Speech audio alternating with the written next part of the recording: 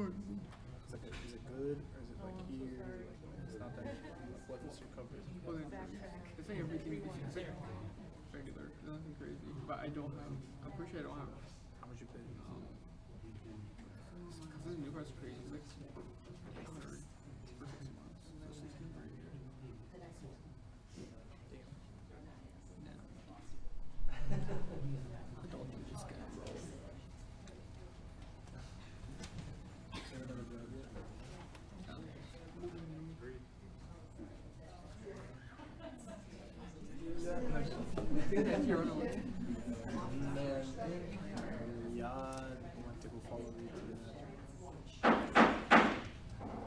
Recalling this meeting to order, we're going to re-enter open session at 7:31 p.m. May I have a roll call, please? Member Durr.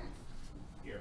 Member Dr. Koh. Here. Member Cooley. Here. Member Wisniewski. Here. Member Stennett. Here. Member Dr. Akras. Here. Member Wood. Here. First item on our agenda is the public hearing for our final budget. I call to order the public hearing on September 9th, 2025 at 7:32 p.m. for the purpose of the final budget. Are there any public comments? Okay. Were you to have commented, I would have thanked you very much for your comments and appreciated that. But hearing none, I'm going to call the public hearing of the final budget to a close at 7:33 p.m. Okay. Are there any changes to the agenda? Okay, seeing none. We'll now proceed to public comment for the general meeting. We will hear in-person comments in the order that they're received. Each person will have up to 3 minutes for their comments. The board secretary, Candace Cooley, will let you know when your time has expired. Public comment will proceed for 1 hour. I'm going to ask for forgiveness in advance if I mispronounce anyone's name. I apologize. Calling to the podium, Hassan Hadayat.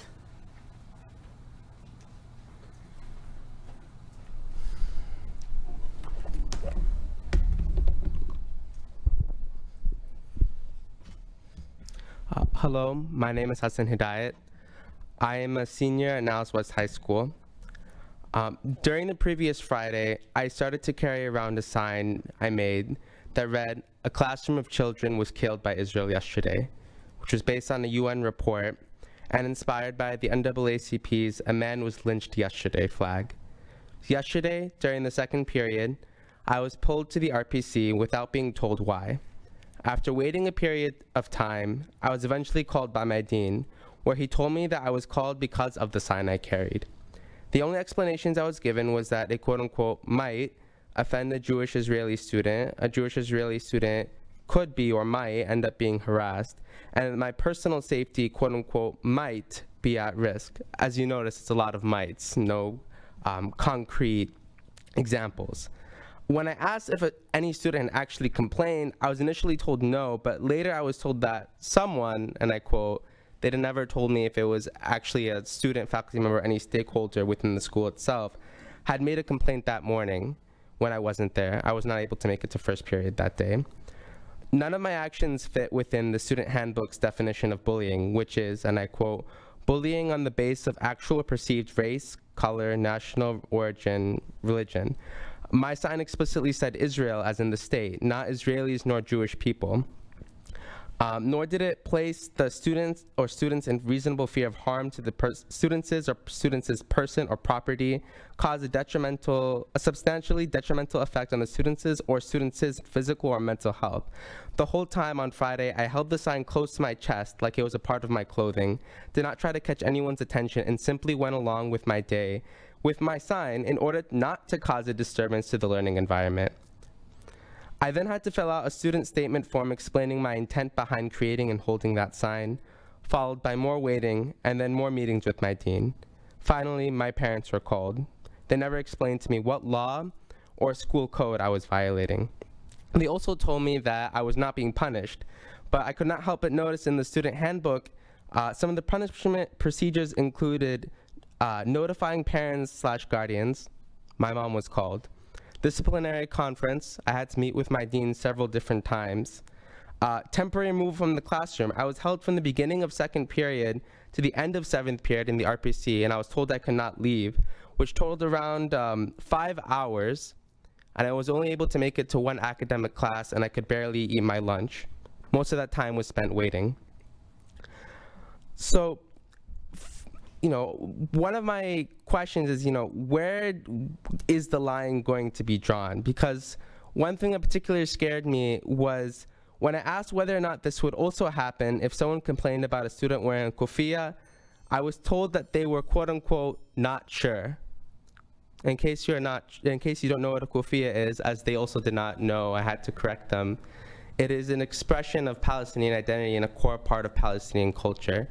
The fact that they were not sure whether that student would be forced to take that off if simply because someone felt unsafe by a cultural expression is disturbing to me. And I do want to share with you that was time. I'd like you to complete out your thought or your comments. We do want to hear the rest of what you have to say, but I do want to raise to you that we were at the 3-minute mark. Okay, I'll wrap up. So I would like the school to remember that the First Amendment does not protect the right of someone to be comfortable unless it can be proven that it undeniably causes a harm. As I stated before, there's no way that it could have caused any harm or disruption to the learning environment, anything that would have warranted this type of severe action that made me lose 5 hours of my school day. The school needs to be consistent in its policy enforcement and ensure that it protects the freedom of speech and thought for the students of Niles West, especially the Muslim students of Niles West and people expressing support for Palestine. I mean, this is not the first instance that something like this has happened. Last year, Niles West News wrote an article about the removal of an artwork about Palestine because of I believe a parent complaint. And an artwork that was not allowed to go up, which is my artwork, and I was told because it, quote unquote, again, might theoretically harm a Jewish Israeli student. I actually went and asked a Jewish student that I knew and a Jewish teacher I knew. I showed them the artwork and said, please tell me, does anything in this offend you whatsoever? And they told me, no, why would it offend me? So, I don't understand why they would treat Jewish Israeli students like they're a monolith. And, finally, to wrap up, neither of the artworks actually violated the school's health, wellness, and safety clause, which governs what can be put up or not. It says that something cannot be put up if the artwork includes, and I quote, crime, abuse, sex, violence, drug use, smoking/vaping, racism, or hate speech. My artwork did not include any hate speech or racism or any of that stuff. And I actually pointed out that a lot of the artworks throughout my entire time at Niles West, and even from the same art project that my class was doing, involved a lot of blood, very clear smoking and vaping. In fact, one artwork depicted a man in a hat holding a gun at the viewer, smoking a cigarette, and another one had two faces, both smoking cigarettes, getting high. So clearly those were not looked over, but two artwork about Palestine was, even though it was not allowed to go up, despite it didn't violate any, of this clause. A final statement is that, I grew up in a Muslim community, and in the years before I went to Niles West, I remember that a lot of my teachers, they had gone to Niles West before, and they did not have anything good to say about Niles West, and they did not have anything good to say about their children's experiences at Niles West. And before I went to Niles West, I thought to myself, there's no way that Niles West could, be that bad for Muslim students. And it really hurts me to say this, but unfortunately, in my now 4th year at Niles West, I can see why they had nothing good to say.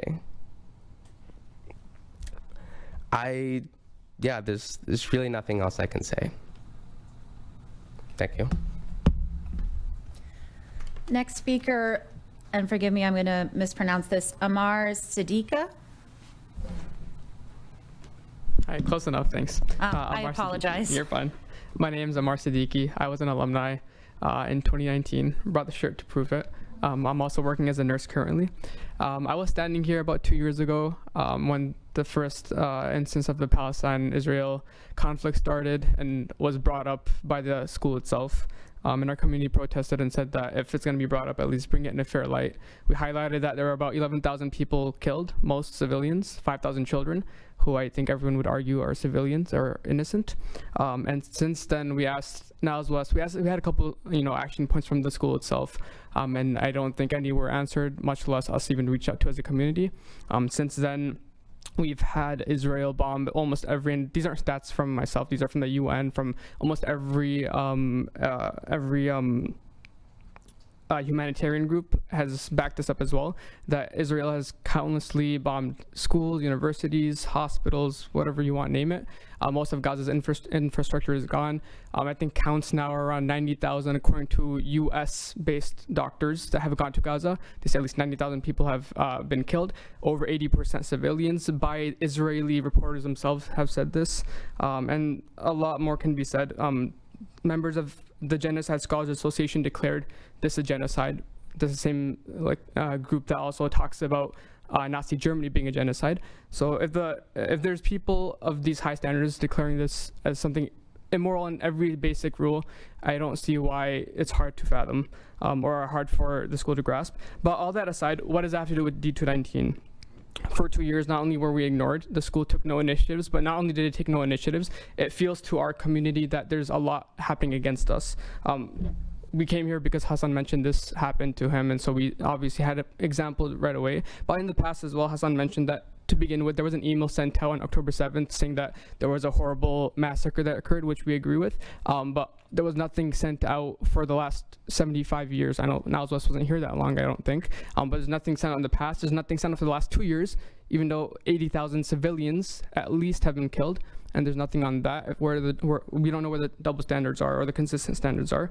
There's a removal of artwork, there's restrictions on freedom of speech, issues with the yearbook, a lot of other things happened. And so this is why this is being relevant to D219. Our asks from D219 is 3.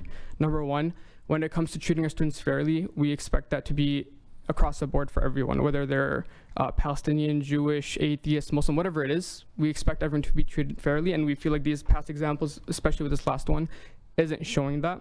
Number 2, we say that supporting a genocidal state is not something that school should be doing and should actively push against. I would expect the school to do the same against anyone that speaks out against Nazi Germany being looked at in a positive favor, and we would say the same for right now. I don't think it's something that you wait 50 years, 100 years so you can wash your hands off and say that this is something that we were ever part of. This is something that is happening right now, and we should. That is time. I apologize. Can I mention one last point to end off? Last point, quick. 20 seconds, not even. We would also say that the school should actively push to educate, because this is all about education. If you don't know what's going on and you have just fear mongering and the media pushing out certain facts that are not true, then you're gonna have hatred amongst people. So we ask the school to push for, whether it's Jewish people or Palestinian people or Americans, Muslims, whatever it is, put people who know what they're talking about, who have been to Gaza or know about the genocide or the famine that's happening right now, allow them to speak to the school and the students. Thank you very much. And we would really expect a response back to our community, whether it's in the form of a meeting, clarifying misunderstandings that we may have, but we would really expect a response to our community. Thank you very much. The next person I'm going to call is Mohammed Kasa. I really apologize. The writing is very small. Kasapudin. Yeah, let me help you. Muhammad Kaiseruddin is my name. Thank you, sir. I apologize. And I'm the proud grandparent of Hassan Hidayat. I'm here to really say that when I heard that my grandson was sort of jailed for 5 hours with not allowing him to do anything, go out anywhere, and his crime was that he was carrying a sign that said, "A classroom of children was killed by Israel yesterday." Now, if the words "by Israel" were not there, he probably would not have faced this thing. And, you know, I don't blame the school. I think over the last 8 months, the atmosphere in this country has changed so much, let alone Niles West. Harvard cannot stand, Columbia cannot stand. Any of these big institutions have been harassed by the government of the United States on charges of anti-Semitism. If stating a fact about Israel, fact, not a fiction, is a crime, is considered anti-Semitism, then there are probably majority of Jews living in Israel are anti-Semites because they don't like Netanyahu's government. I think we should consider that, you know, there should be policies developed in the school which allows the students to express themselves. Americans are expressing themselves all the time. And having lived my life, 3/4 of my life here in this country, I can say that people carry on the t-shirts, front or back, they say many things about their heroes, sports heroes and whatnot. And my grandson chose to display the horrific incident that happened, and he wanted to everybody to know that. I don't think he should be punished for that. I think the policies of the school should be clearly defined what is not acceptable, and then of course I don't think my grandson would violate any of the laws of the school, but he should not be punished if he does not violate any of the laws. Thank you very much. Okay. Now Saba Kaiseruddin. Hello, good evening. Thank you everybody for being here. I'm the mom of Hassan. Yesterday I received a call from Dean Hawk and Assistant Principal David Hawk and Assistant Principal Andy Sinclair that Hassan had been detained. They said he's been with us all day. And it didn't make sense to me at all. They proceeded to tell me how he was carrying a sign that made other people feel unsafe. And I'm familiar with the sign, and I'm also obviously familiar with Hassan. He would never do anything that would hurt anybody. He's a very gentle, caring person, and he was harassed yesterday. He was harassed after school yesterday by the dean, by the assistant principal when he asked for his sign back, and he was harassed again at the end of today by the dean. And I would like this to stop, not just for my son, but for all people who are really being discriminated against at Niles West. Thank you.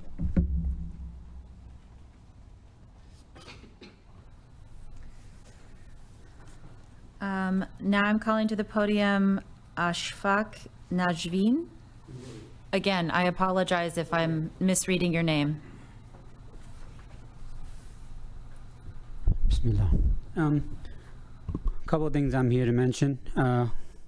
One of the things is I've been talking with a few of the colleagues from this district, and what I want to say is that basically, as many of us are probably aware, that we're at the beginning of a revolution that is exponentially greater than the Industrial Revolution, and it's going to have a profound impact on our entire society and the world.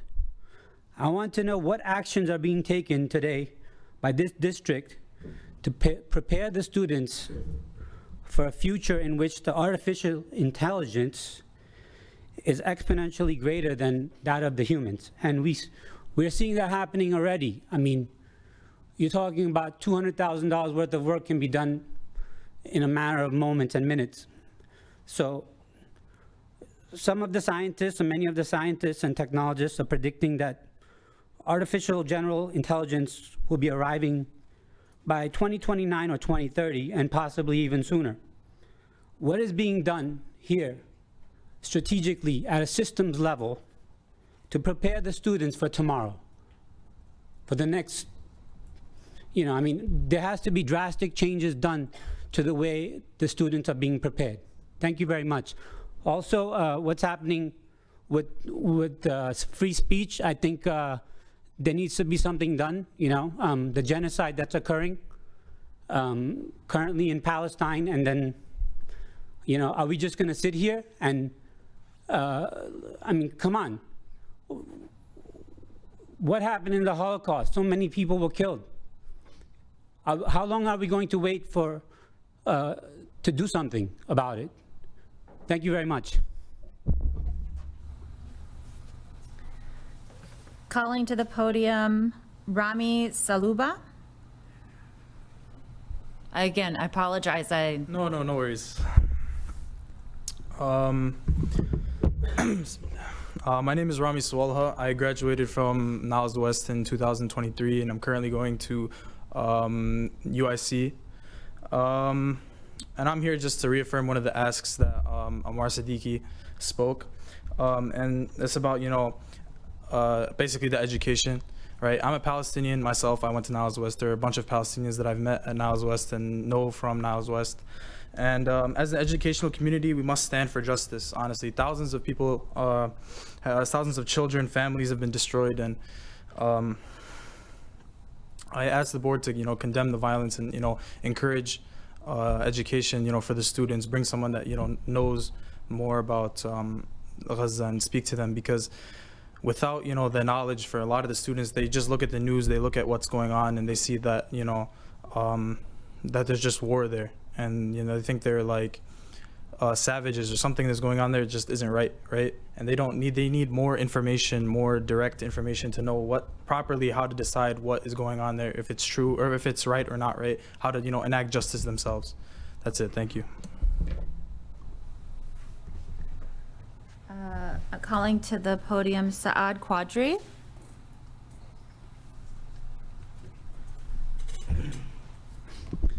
Good evening, everyone.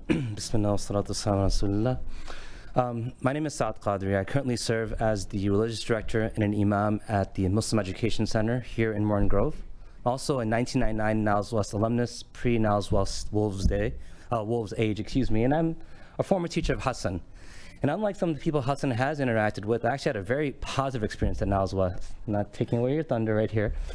And it actually what propelled me to become an educator. My undergrad and my master's are in education, was my time here. But it was more than the teachers. I had wonderful teachers, some of whom still teach here today. But there was a sense of integrity that was present. And I want that sense of integrity to continue. I offer my services here as a faith-based leader within our community to come by any time. You need to have some communication between the student body, the community, and the mosque. We had very uncomfortable conversations at Niles West. I remember Tony Jones in my class when O.J. Simpson was released, running down the hallway chanting, "The juice is loose, the juice is loose." He made people uncomfortable, but that discomfort allowed for teachable moments. I remember Derek Reich, a 6'7" center on our basketball team when in my graduating class, was made very uncomfortable during our conversations of never forget, referring to the Holocaust, because he was of German descent. But those uncomfortable moments became teachable moments. Signs like this allow students to express themselves in a nonviolent way where there may be discomfort brought forth. And trust me, the way I look, there's always discomfort. But that discomfort allows for teachable moments. And I accuse no one of racism or bigotry. I just ask that we allow these teachable moments to come to fruition and grow to something more special.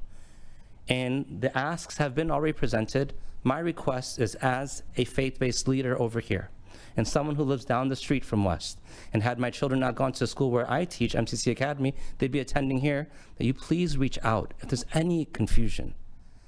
And if there is confusion on how to enact a policy, our superintendent, Habib Qadri, who has good relations with District 219, be contacted before such actions are taken, because it can scar people. The opposite occurred for me. I'm a teacher today because of Miss Jaffe, because of Miss Moore, who's now Miss Graham, and others. I don't want him to lose that. Thank you. I call to the podium Samina Hussein.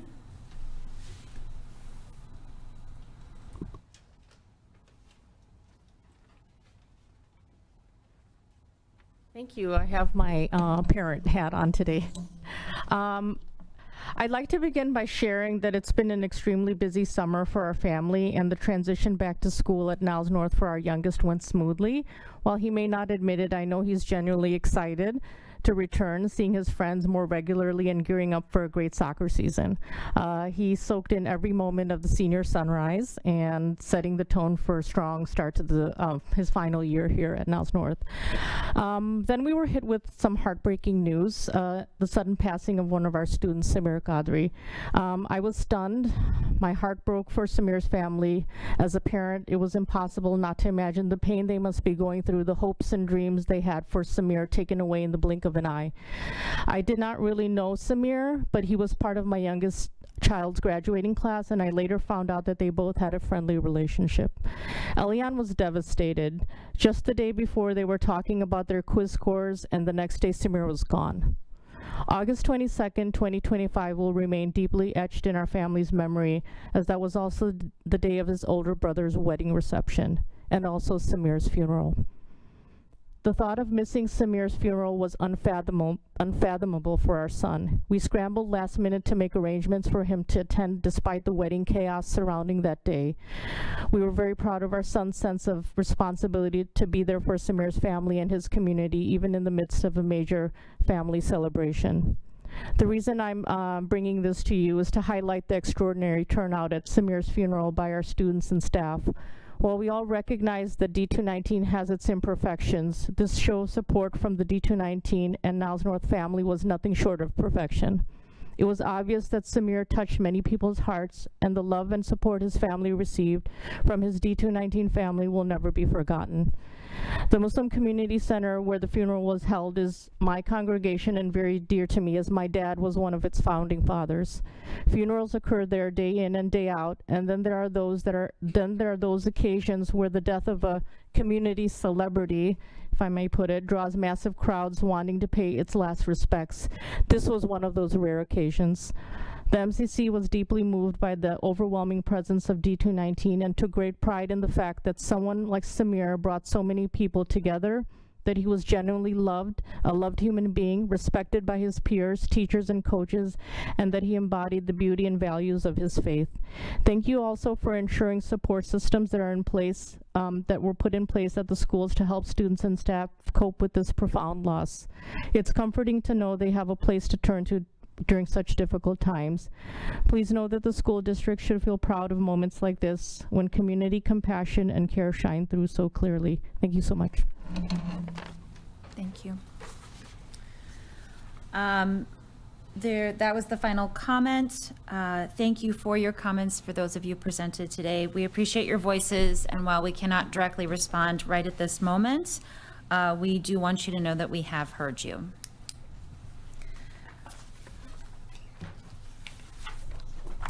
We're going to move to the next point of the agenda. We're going to look at the approval of the consent agenda. Does anyone need to pull an item from the consent agenda? Okay. May I have a motion to approve the consent agenda as presented? I so motion. May I have a second? Second. Roll call, please. Member Dr. Akras? Yes. Member Stennett? Yes. Member Wisniewski? Yes. Member Durr? Yes. Member Dr. Koh? Yes. Member Cooley? Yes. Member Wood? Yes. So now we're going to get into the business portion of our meeting. It is deceptively short, however, it is heavy content. We are very excited to call to the podium Ms. Gonzalez and various curriculum directors who will join us to do a curriculum review and new course proposal discussion. So for the edification of the board, this is the discussion portion. This is not being called to vote at this time. Notes and reflections will be brought back to the TLC for further discussion. So this is, again, just for discussion and not for vote. Christine? Thank you. Before we jump into the course proposals, for the past 2 years, I have presented the board with new course proposals that have been proposed by the staff. And while I believe in providing our students with innovative learning experiences, I think it's also important that we take seriously our responsibility of providing a guaranteed and viable curriculum for all learners. Many of you might be familiar with the phrase guaranteed and viable curriculum, as it's in both the mission and goals of CFC. That's because a guaranteed and viable curriculum has the strongest correlation to student achievement. Our mission at 219 is to provide an equitable learning environment. A tenet of this is to ensure that all students have the access and opportunity, which in this case is access to rigorous coursework, regardless of their teacher, class, or school. Our vision in D219 is to provide our vision is that we want for our students to be empowered. We want them to be challenged, and we want every student to have opportunities, to have choice in what they do when they graduate from our district. And we do this by clearing paths, because we can only keep this promise to our students when we hold ourselves accountable for the ongoing reflection and review of our curriculum. We need to ensure that we are providing nothing but the best for our students. So that work we've been doing that work, our teachers have been doing that work in PLCs over the last 2 years, and it connects to the forthcoming curriculum review and textbook adoption cycle. When we look at the key elements of a curriculum development, identifying the desired results, assessments, and planning instruction, it's clear how the 4 crucial questions that drive the continuous improvement cycles and PLCs are related. What do we want each student to learn? How will we know when a student has learned it?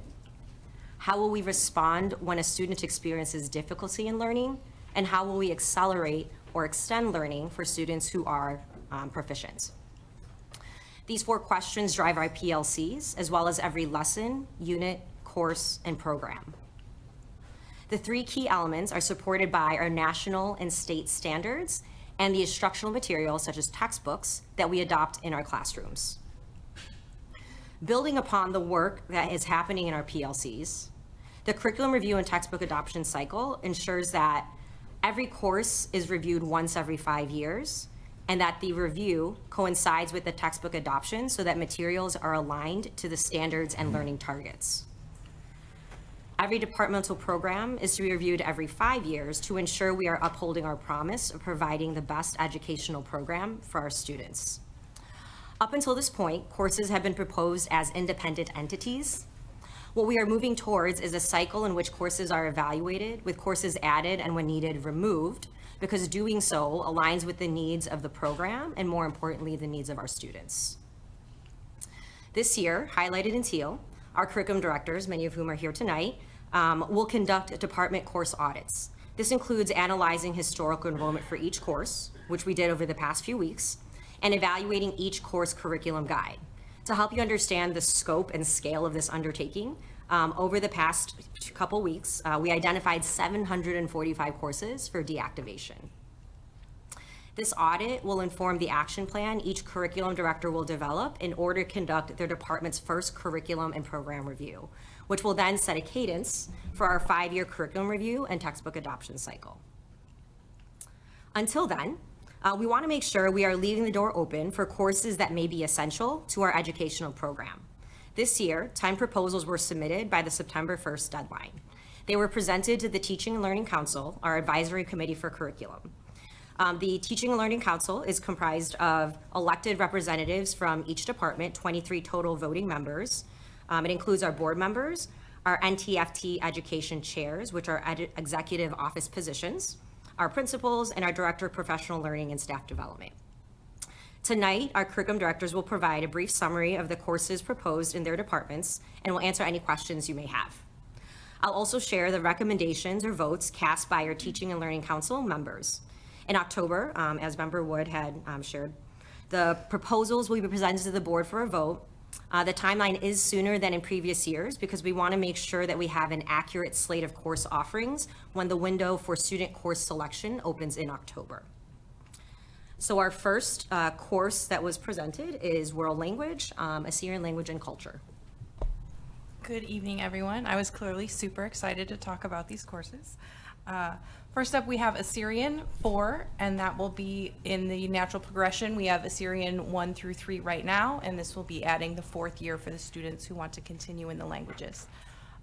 And this is also a great tool for us to use to offer the seal of biliteracy in Assyrian, which there isn't an exam that exists, but they will be able to save their work in a portfolio format to be able to earn the seal in Assyrian.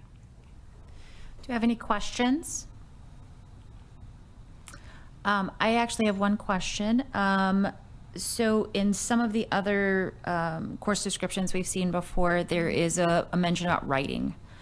Is that something that Assyrian 4 focuses on or provides opportunities for the kids to learn more about? Yes, they actually start in level 1 in the Assyrian courses, and so the students are not only learning the language, they are also learning to write. Perfect. And then is Assyrian 4 the natural following progression for the heritage speakers as well, or is it 1, 2, 3, 4? There is a heritage program in the first level, and then they are combined for the rest of the series. So it starts like this and goes like this? Yep. Okay. All right. Any questions? Okay. Thank you.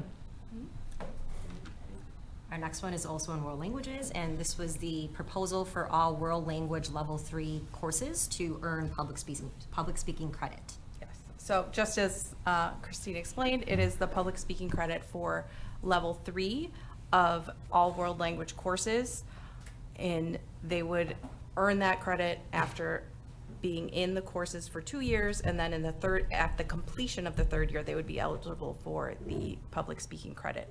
Now, the team realized during the process that they did not include the heritage students in this, so there will be an amendment to the proposal for the October vote where they also include the heritage students in that sequence.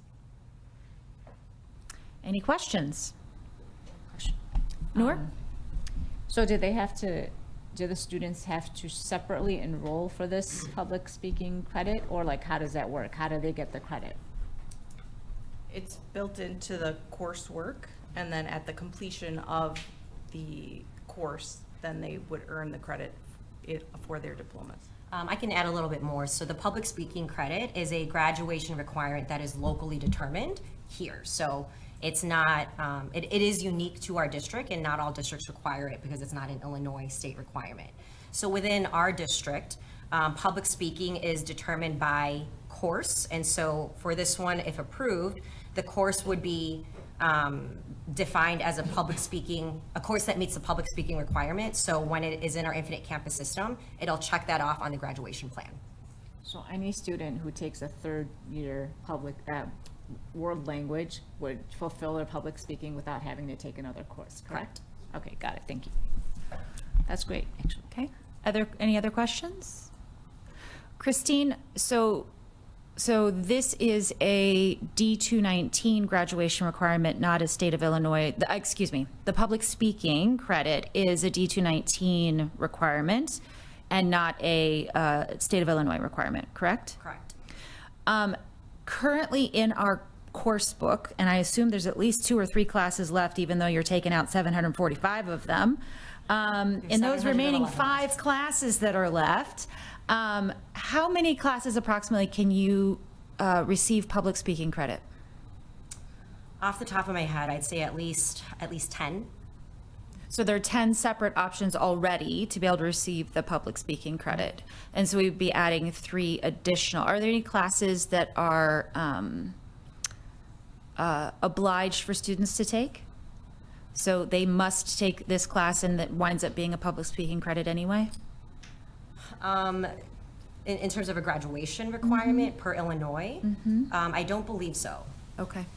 No, Okay. but inevitably, to reach their graduation requirements, it's almost impossible to have gone through without also meeting, because you have to meet X number in this subject, and those courses line up with when you would take it. And so in effect, we've made a requirement that is almost an inevitability, so why bother having it as a requirement is what I would Well, say. so Tom kind of read the end of my chapter here.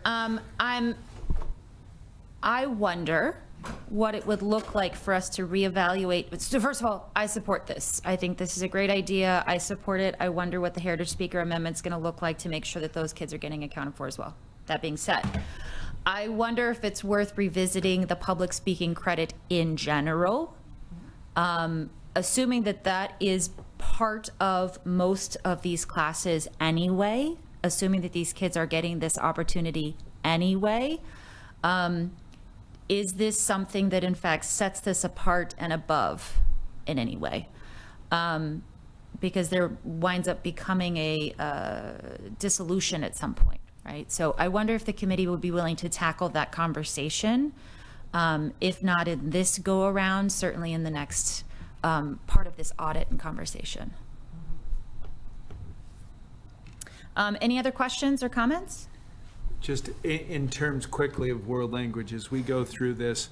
World language almost more than anything speaks to why we need a curriculum review process to go through to make sure the courses that we're offering meet the needs of the community, that they're planned out and thoughtful. So this Assyrian Language and Culture 4, this is almost like when you added Assyrian as a board, you were adding Assyrian 1, 2, 3, 4. It just had to be created each year. But I've always taken language as if you offer year 1, you're making a promise to a child that that'll be there for year 4, which means when you sunset language courses, you're doing the exact same thing in reverse as you're taking them off. And the only reason I mentioned sunsetting courses is if we add languages, we have people that propose adding many languages, Arabic being one of them, which certainly is not unique in terms of more and more schools are adding Arabic.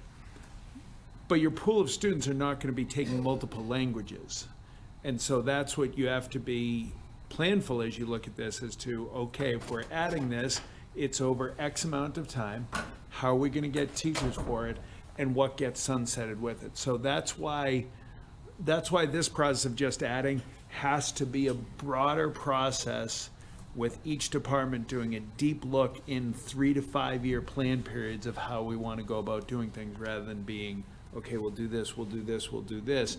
Because in the service of many, we almost take away from the basic. So I just wanted to put that out there as we're talking about language and this, because this kind of completes our Assyrian promise to our families. Not it doesn't end Assyrian. I'm just saying we promised we'd add Assyrian. That's 4 levels of Assyrian. Right. We've made that commitment, and now this is the culmination of that.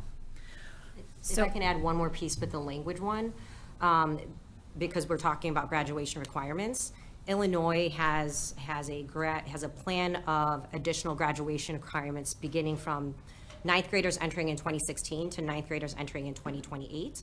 And in 2028, there is a 2-year graduation, 2-year language graduation requirement per Illinois. Okay, thank you for adding that in there. I think that's helpful for the conversation. Something Tom referenced in the conversation about you kind of thinking about these things holistically.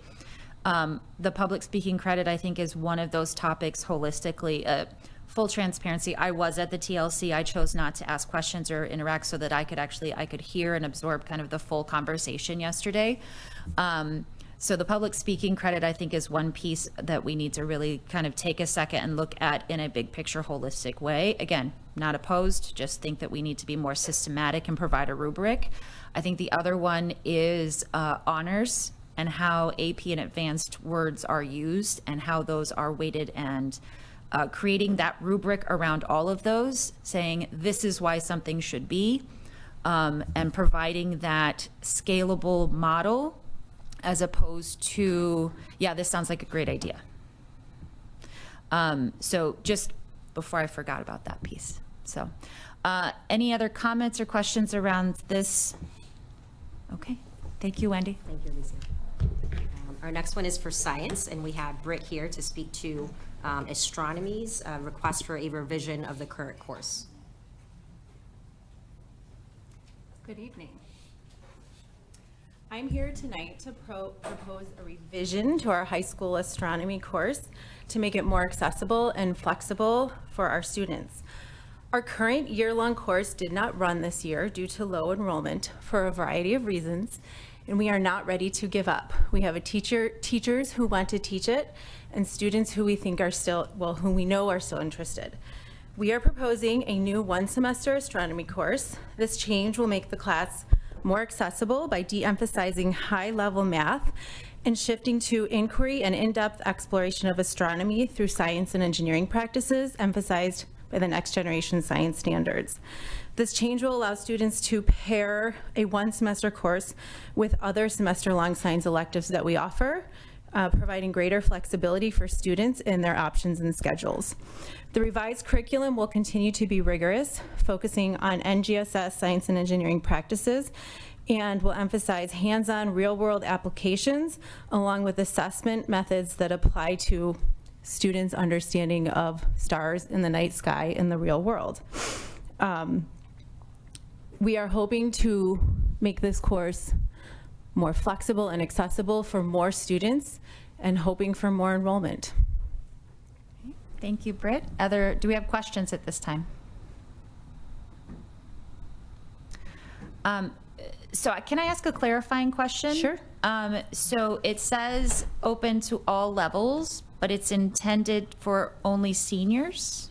So the way that our courses are structured is our electives are most often taken by seniors because typically freshmen take biology, chemistry is sophomores take chemistry, juniors take physics, and then the fourth year, which we encourage every student to take a fourth year of science, we have electives as options. Now we do have students who will double up on sciences, sometimes sophomores, junior, even we have students every year who do this, but typically we see the highest level enrollment in our electives from seniors.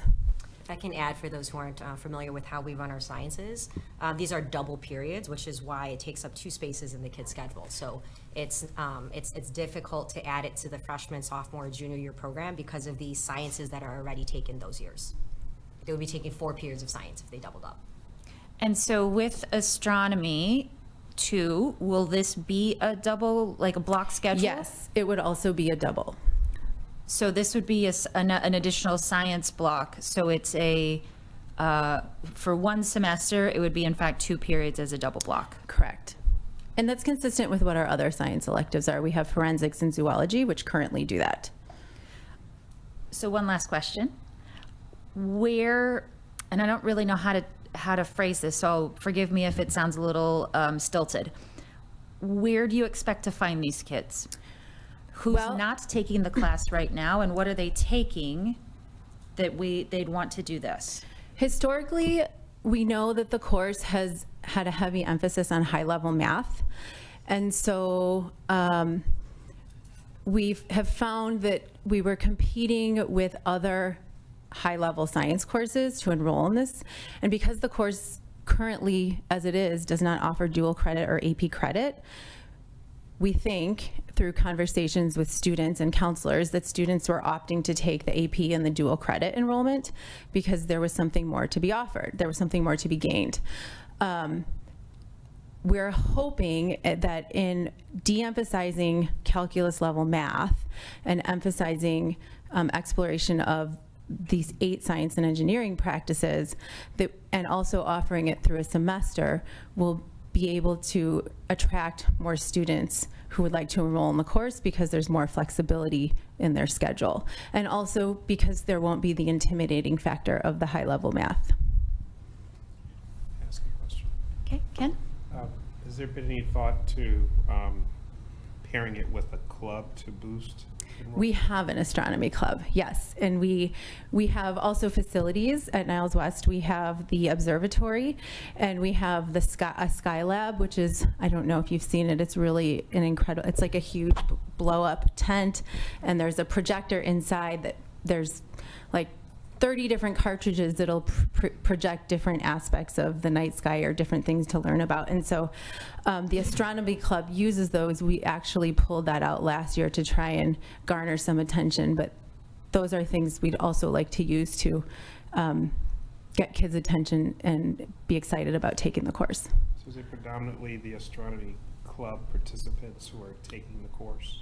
And then the current teachers of the course also teach chemistry and physics, and so they also would talk. Our physics teachers, particularly, who are teaching mainly juniors, can talk about the course and help kids understand what's exciting about the course and why they might want to take it and how it might be different next year.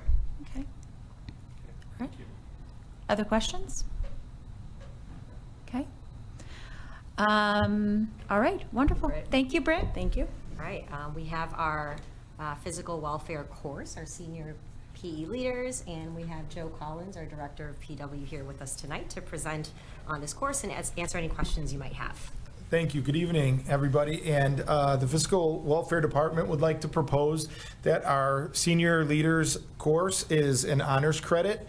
Like most of our classes in the Physical Welfare Department, we hope that the students will learn skills that they can carry on into their daily lives and really adopt a lifestyle of wellness. And with PE leaders, that rings true, because they are able to take those skills and perform them while we still have them in school. And so our 3 kind of core areas that we're focusing on that the students will learn are leadership skills, physical competence, and professional skills.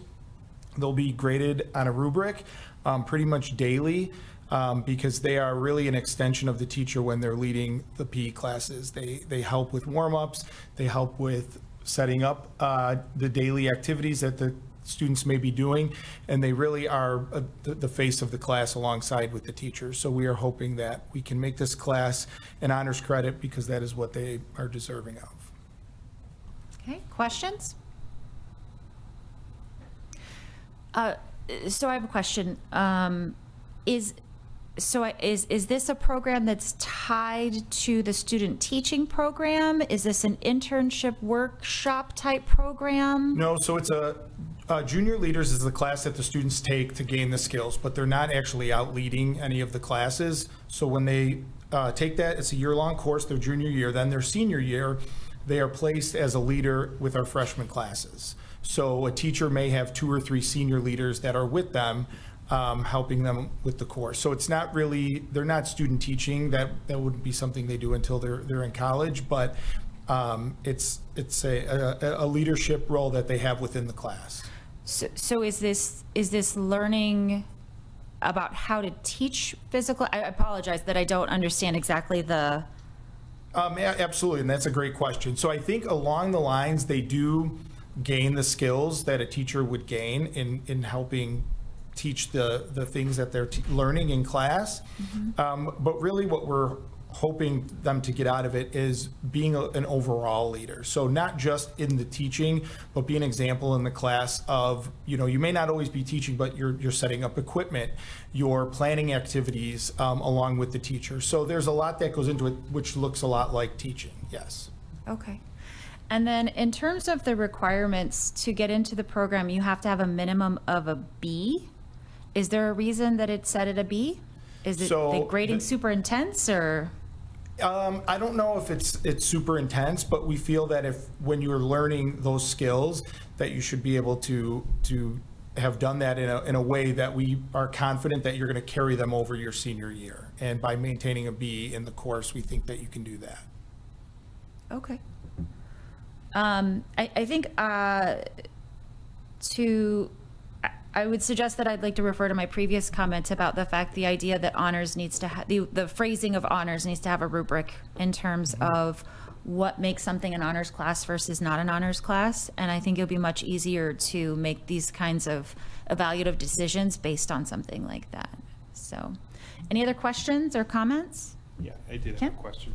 So is this tied to one of our career pathways for rehabilitation or sports rehab or therapy? It's not. Okay. It's not at this time, and one of the things that's part of that curriculum audit is for our directors to look at which courses within their departments align with those career pathways so that we can apply for the ISB College and Career Pathway endorsement. It's a really interesting question. Other questions, comments? Okay, thanks, Joe. Thank you. Thanks, Joe. All right, and we have a few courses from our Fine Applied Arts. So we have Leah and PA here. Thanks.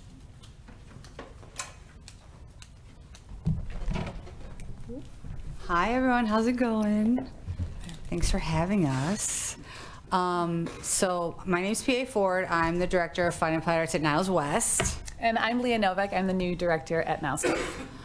So we have 3 course proposals to go over with you tonight, and what Tom has expressed us has not fallen on deaf ears. We definitely understand the goal of what we're trying to do here, and so we're really here tonight to speak very frank with you and let you know that this is us trying to clean up shop a little bit, but also throw the kitchen sink at some of these courses that are struggling, but also give the students what they want. So with these 3 course proposals, there's a lot of conversations with students about the why behind some of the things they're asking for. So do you want to start with this one? Yeah, sure, we'll start. So what we're starting with is our brass and woodwind technique courses.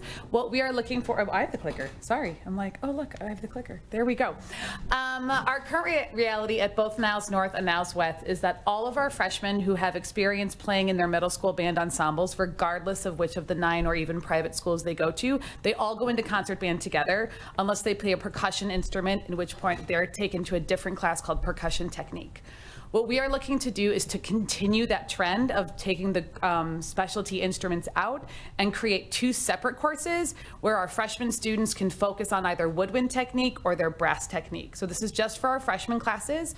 And what we're trying to do is we're trying to address the fact that students are coming in with such a wide variety of content knowledge. Our feeder schools, our sender schools, not only have very, very differently structured programs within themselves, their programs are structured differently than how our high school is. So there's just a lot of change and a lot of differences between the way our programs are. So what we're trying to do is create a situation where students are getting more targeted instruction based on their instrument. So those other shifts are just a little bit less abruptive. So as you can see up there, we have students coming in all different areas. And with the proficiency gap, we're really just trying to allow our teachers to focus a little bit more. So what we're looking to do, as I said, is to create classes where students are split by instrument type. So our woodwinds are things like flutes, clarinets, oboes, things like that. And then our brass instruments are like our trumpets, trombones, and whatnot.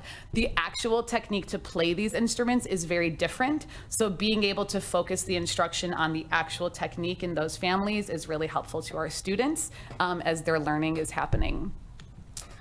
Our goal is to increase the number of students who feel they have the skills needed to move on. We are finding that while our students are being successful in those concert band levels, we know we could do a better job filling those gaps as kids are coming in those different areas, as I said. We want our students to feel confident. We don't want them feeling like, oh, well, this kid plays so much better than I can, I don't want to go on to sophomore year. And we feel that if we can have some more of that targeted instruction, we can build that confidence. we can fill those gaps so our students are continuing. As you can see, our district goals are that we want our students to continue up to higher level courses and to stay involved. And we have the exact same goals, and we're hoping that creating these classes where the students are better able to self-advocate and to create their self-efficacy, they'll stick with us for longer. So just very quickly, we're not looking to do anything different in terms of our course sequence. All of our freshmen would still go into these technique classes. So with this proposal, a freshman student that participated in their middle school band program would just go into the technique class based on their instrument. A percussionist goes into percussion technique, a woodwind player goes into woodwind technique, a brass player goes into brass technique, regardless of what school they went to or even their ability level. And then we all move on together into the upper level ensembles. There you go. That was it. Questions? Yeah. Celia? Yeah, just a clarifying Of course. So you're saying that this, this class would be for freshmen, right? So they would just initially start in there, and then based on their skill level for the following year, they'll go into a different music instrument course. Correct, and that's what happens in all of our courses, all of our music classes. So all of our freshmen go into basically our freshman level class, whether that's your concert orchestra, our choraleers or concert choir. All of our freshmen start that experience together, and after that they can actually choose if they want to just naturally go on to the next ensemble or if they want to audition to one of the top groups. So that wouldn't change for the kids. Okay. Questions? All right, thank you. Ready for the next one? Yeah. All right, you're up. So this is a promise we made to all of you that were here when we first tried to approach getting this course. To be honest, like, we're behind in other districts in terms of what we're doing to recruit teachers into our own profession. Teacher shortages aren't going away. What's really cool is that we had a new teacher come in and make this her goal, her hope, her dream, and man, did she get after it. And so just in 3 years of putting into play the exploration into education and leadership, she has students who are kind of piloting this intern program. We have students who've been wanting to go to our feeder schools. We've been able to make it work. We have a student this year who's interning with one of our high school teachers. So the goal of this Education Academy would be to actually have a course where that's what you're doing for that year. You are interning with a teacher and you are getting a real field experience. So it was always part of the plan, and we feel like we're ready to go. I don't know where the votes are at. I didn't see the first page of that. But, it's next. All right. I'm like, should I keep going? Let's see, what did they say? What are the numbers? But honestly, it's about this is the promise we made. This is the natural progression of what we came here to do, and so the goal is to implement that next year and start getting students to get a real deal feel of what it would be like to be a teacher, and hoping that they want to go on to be a teacher. Okay. Questions? Noor? Of course, I think this is a great opportunity for the student who's a teacher intern, doing this teacher internship, but the question is about the students who are being taught in the class, what's the effect on them? And even with the previous presentation about the senior leadership, the PE teachers, senior leader. So my questions for those students who are the participants, who are the guinea pigs who didn't sign up for, being, part of this. We have different. Yeah. You can go ahead, Nuvi, do your thing, go. Just very similar to when we have a student teacher, like a collegiate student teacher. Right. That teacher, while yes, that teacher, a college senior has gone through significantly more training, but they are very heavily monitored by the actual teacher of record, and we have the exact same intent. These are some wonderful partnerships with our sender schools, with some of our sending elementary schools, and our students that have reached the Education Academy, that point we know are really, really really great kids and want what's best, but in the best way are also excited to learn. So they are going to walk into these classes and try to just soak up everything they can. And in the best way, the teacher of record will of course be there. I mean, not only for like legal safety reasons, but just make sure they're there so that if something does go sideways, or is there like, hey, this was a little bit of a misstep, let's learn from it and let's go back. Very similar to what's happening in our other classes. Yeah, to be honest, I mean, we have peer leadership programs. So under the arts appreciation model, that's already happening. And obviously physical welfare is talking about, they have a leadership program. Chris Powell's department has a leadership program. These are students who have excelled, show that they want to stay within the course, and they're willing to like, I'm going to retake that course, but I'm going to give back to this community. And that happens naturally, like just because they're all high school students. I mean, we do this at the college level when we're practicing in our own classrooms. So really the difference is that these students are learning how, like, the creative side of teaching. You have to lesson plan. You have to perform for an audience, and you got to do it 5 times that day. You have to keep their interest. You got 5 minutes or else you're losing them. You have 20 seconds or you're losing them. I think back to when we were learning to be teachers and the first time we had to just teach a community builder and how nervous we were and how much thought went into it and how much we messed up. And that took like probably like a full month before like everyone was able to do that and get through it and like think about how to fix that. So this is the deep dive into like, this is what it's really like to be a teacher. Day in, day out, Monday through Friday, you are creating presentations multiple times a day, differentiating, and what does that look like? So that is definitely like a full year course. And I think it's gonna depend on the teacher and the student's working relationship and how much they think the student's ready to like actually present some lessons, but it's gonna be a lot of like observing, studying, and practicing some of that. Yeah, and then also like with the, you know, the lack of the, like, it's not such a big difference between a freshman and a senior as opposed to a freshman and a college senior, you know what I'm saying? So is there, have you guys seen, I mean, I don't know if you've piloted it already, but has there been perhaps maybe, I don't know, lack of respect from the freshman to a senior in high school? You know what I'm saying? Like that kind of dynamic. Yeah, I mean, I think that you would think that, right? It's kind of like when people meet us and they're like, what grade do you teach? And we say high school, and they're like, oh my God. I'm like, no, really. I mean, I know that's the narrative out there, but it's not like that. We find it's more like the students are like, oh, that's so cool. And they look up to them and they do respect them. It's really a beautiful thing to see. I can't really describe it except I know like that would be you'd think, like, are they gonna really respect them? Are they gonna listen to them? But it becomes more of like, oh, that's cool. I want to probably do this. Let me ask you some questions, but also like, okay, like this is a brave thing you're doing. I'm going to behave. It's kind of like when you're student teaching and you have to practice in front of your peers and they like try to give you a hard time or they like try to help you along the way. So, you know, naturally there's a little bit of that, but that's just like the fun part of being with your peers and kind of going through the learning process. And I can speak as a parent. So my daughter is actually one of the senior leaders in a PE class, and she's had a really positive experience with it. And she's with the freshman class right now, so I can absolutely see where that concern is. But the program, I mean, speaking specifically about the PE leaders programs, which that we're looking to kind of emulate, the structure is there. So it's not like suddenly, you know, 35 freshmen were thrown at my daughter and been like, figure it out. So the structure is in place, and because there is just a little bit of history to that program, she's had a really, really positive experience with it. So I can at least say that as a mom, she hasn't had any of those things. She's actually really loved being a part of it. Thank you. All right. Celia? Yeah. Yes. Amazing. I think this is awesome. Thank you. I see on here it says materials required, so staff willing to partner with students and feeder school placements.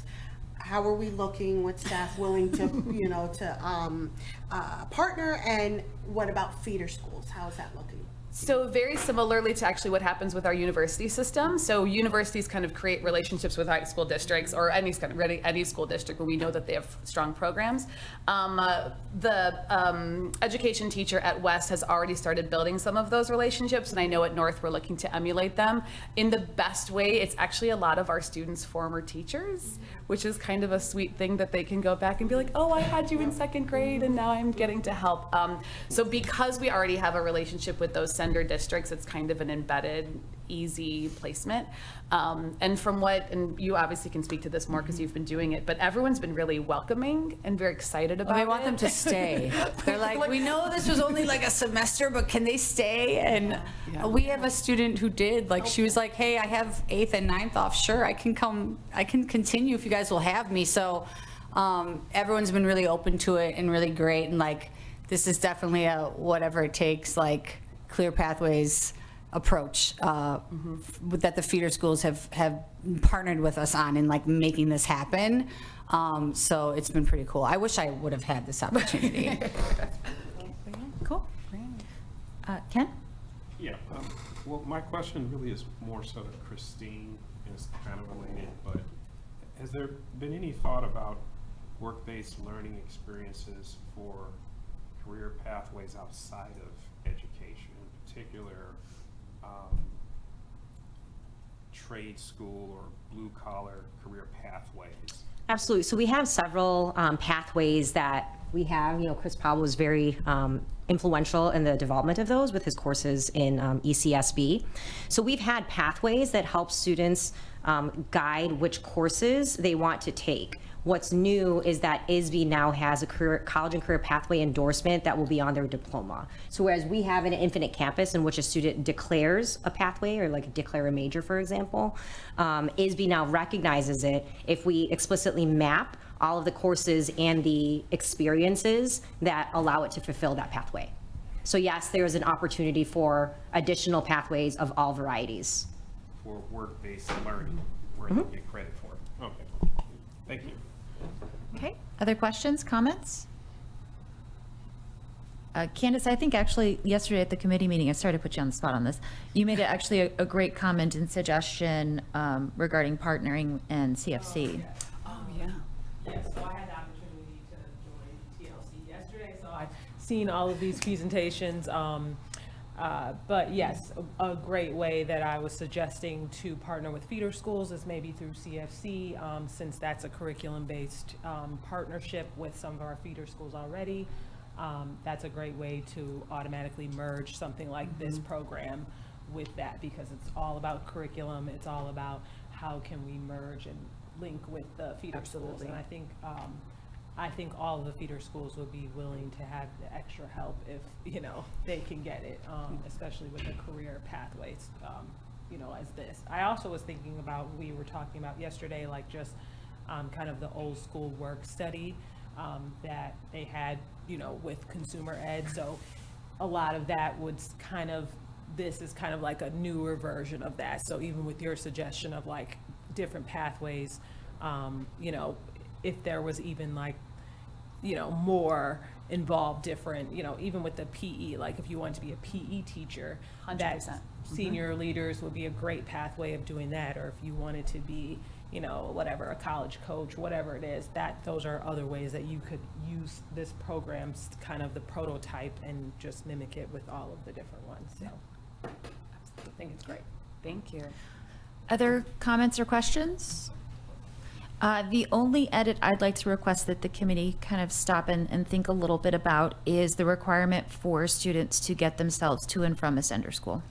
This is definitely something that we know we need to think through. It came up yesterday, obviously you were there in conversation, is making sure that we are not creating any barriers. It is definitely a huge piece of the internship, is that students are able to get to the school type and style that they want, but then that becomes an issue for our students that don't readily have transportation available. So it is a hurdle we absolutely have to address, absolutely. I would have to believe that a school district such as ours, understanding that getting a kid from one place to another is part of their curriculum growth and academic excellence plan, it would suggest to me that it behooves us to give them pencils and a car to get there. So that's, I think, one of the bigger pieces of making sure that we're thinking about those pieces as well. And we don't, if somebody said it yesterday, it was one of the two of you, I believe, but a better time to find out whether or not you want to be a teacher is now, as opposed to you get into your 4th year at university, finally do student teaching and go, oh, this is terrible, I don't want to do this. That is not time well spent. what is time well spent is saying, oh my gosh, I'm so excited to be in front of these kids again. Let me figure out how I can specialize and lift up others as well. So I think this is a really interesting idea. I would love to hear what thoughts and ideas you have around clearing out a few more of those pathways. Absolutely. Thank you. Other questions? Okay. Ready for the next one?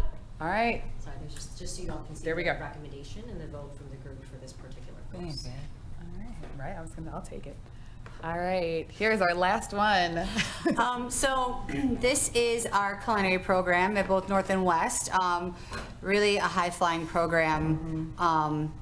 We're running those labs, man, like a kitchen in Chicago. So really, here's the deal with this. Students who come and want to take culinary classes, they have a course they can take that's 1 semester, and then another course they could take that's 1 semester, and then we want them to jump into a year-long double period. Obviously, there's a lot of students who can't do that. So this is a way to fix that. Running this course, Global Cuisine, this allows students who are interested in going on to more work to only have to commit to a year-long, not a double period.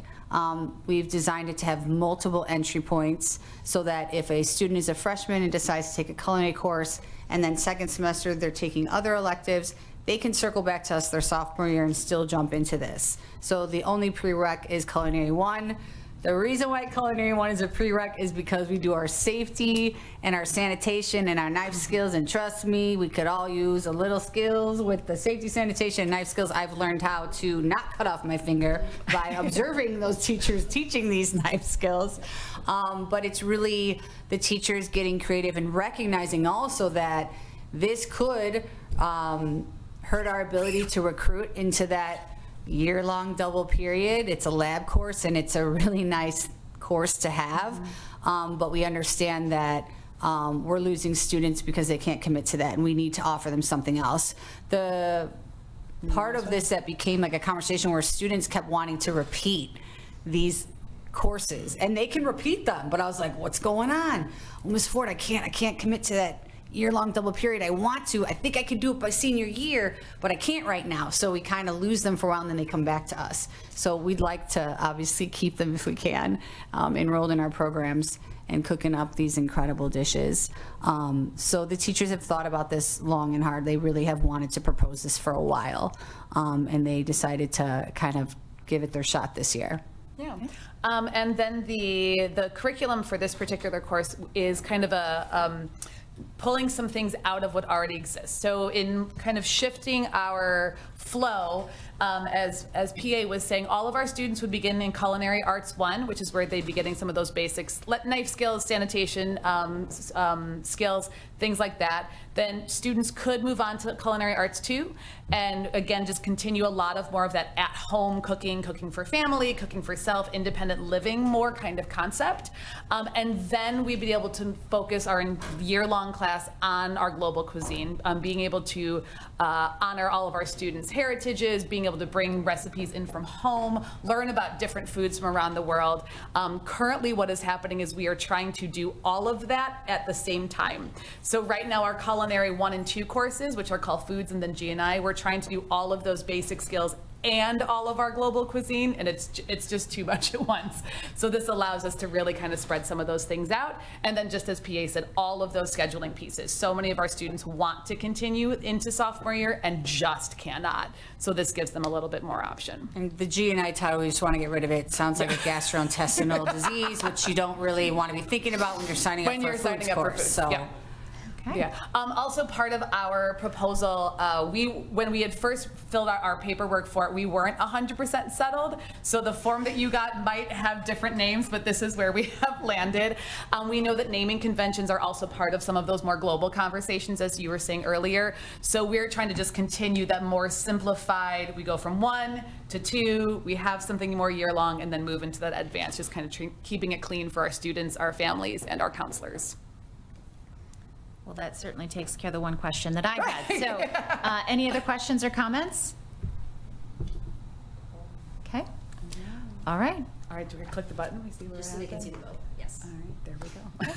All right. Thank you, friends. Thank you. Come see our show next week. Ours is this week. No, ours is this week.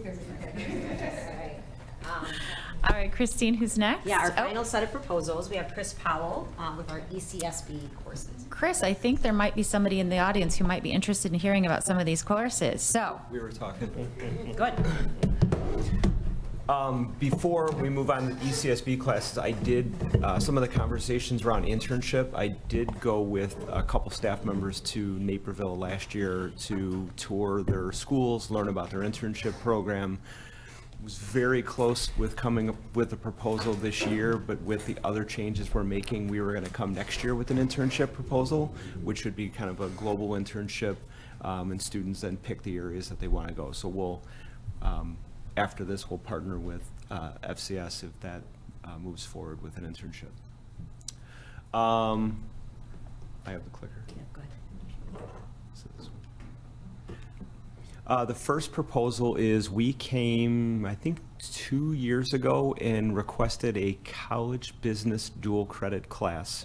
We're doing dual credit with Northeastern Illinois University as we were waiting for the College Board to release their AP business class. So our first proposal is changing our college business dual credit course to AP business with personal finance. So we're converting our college business dual credit into an AP class, keeping it dual credit, and then that class would meet the consumer ed and public speaking requirements for students at the high school.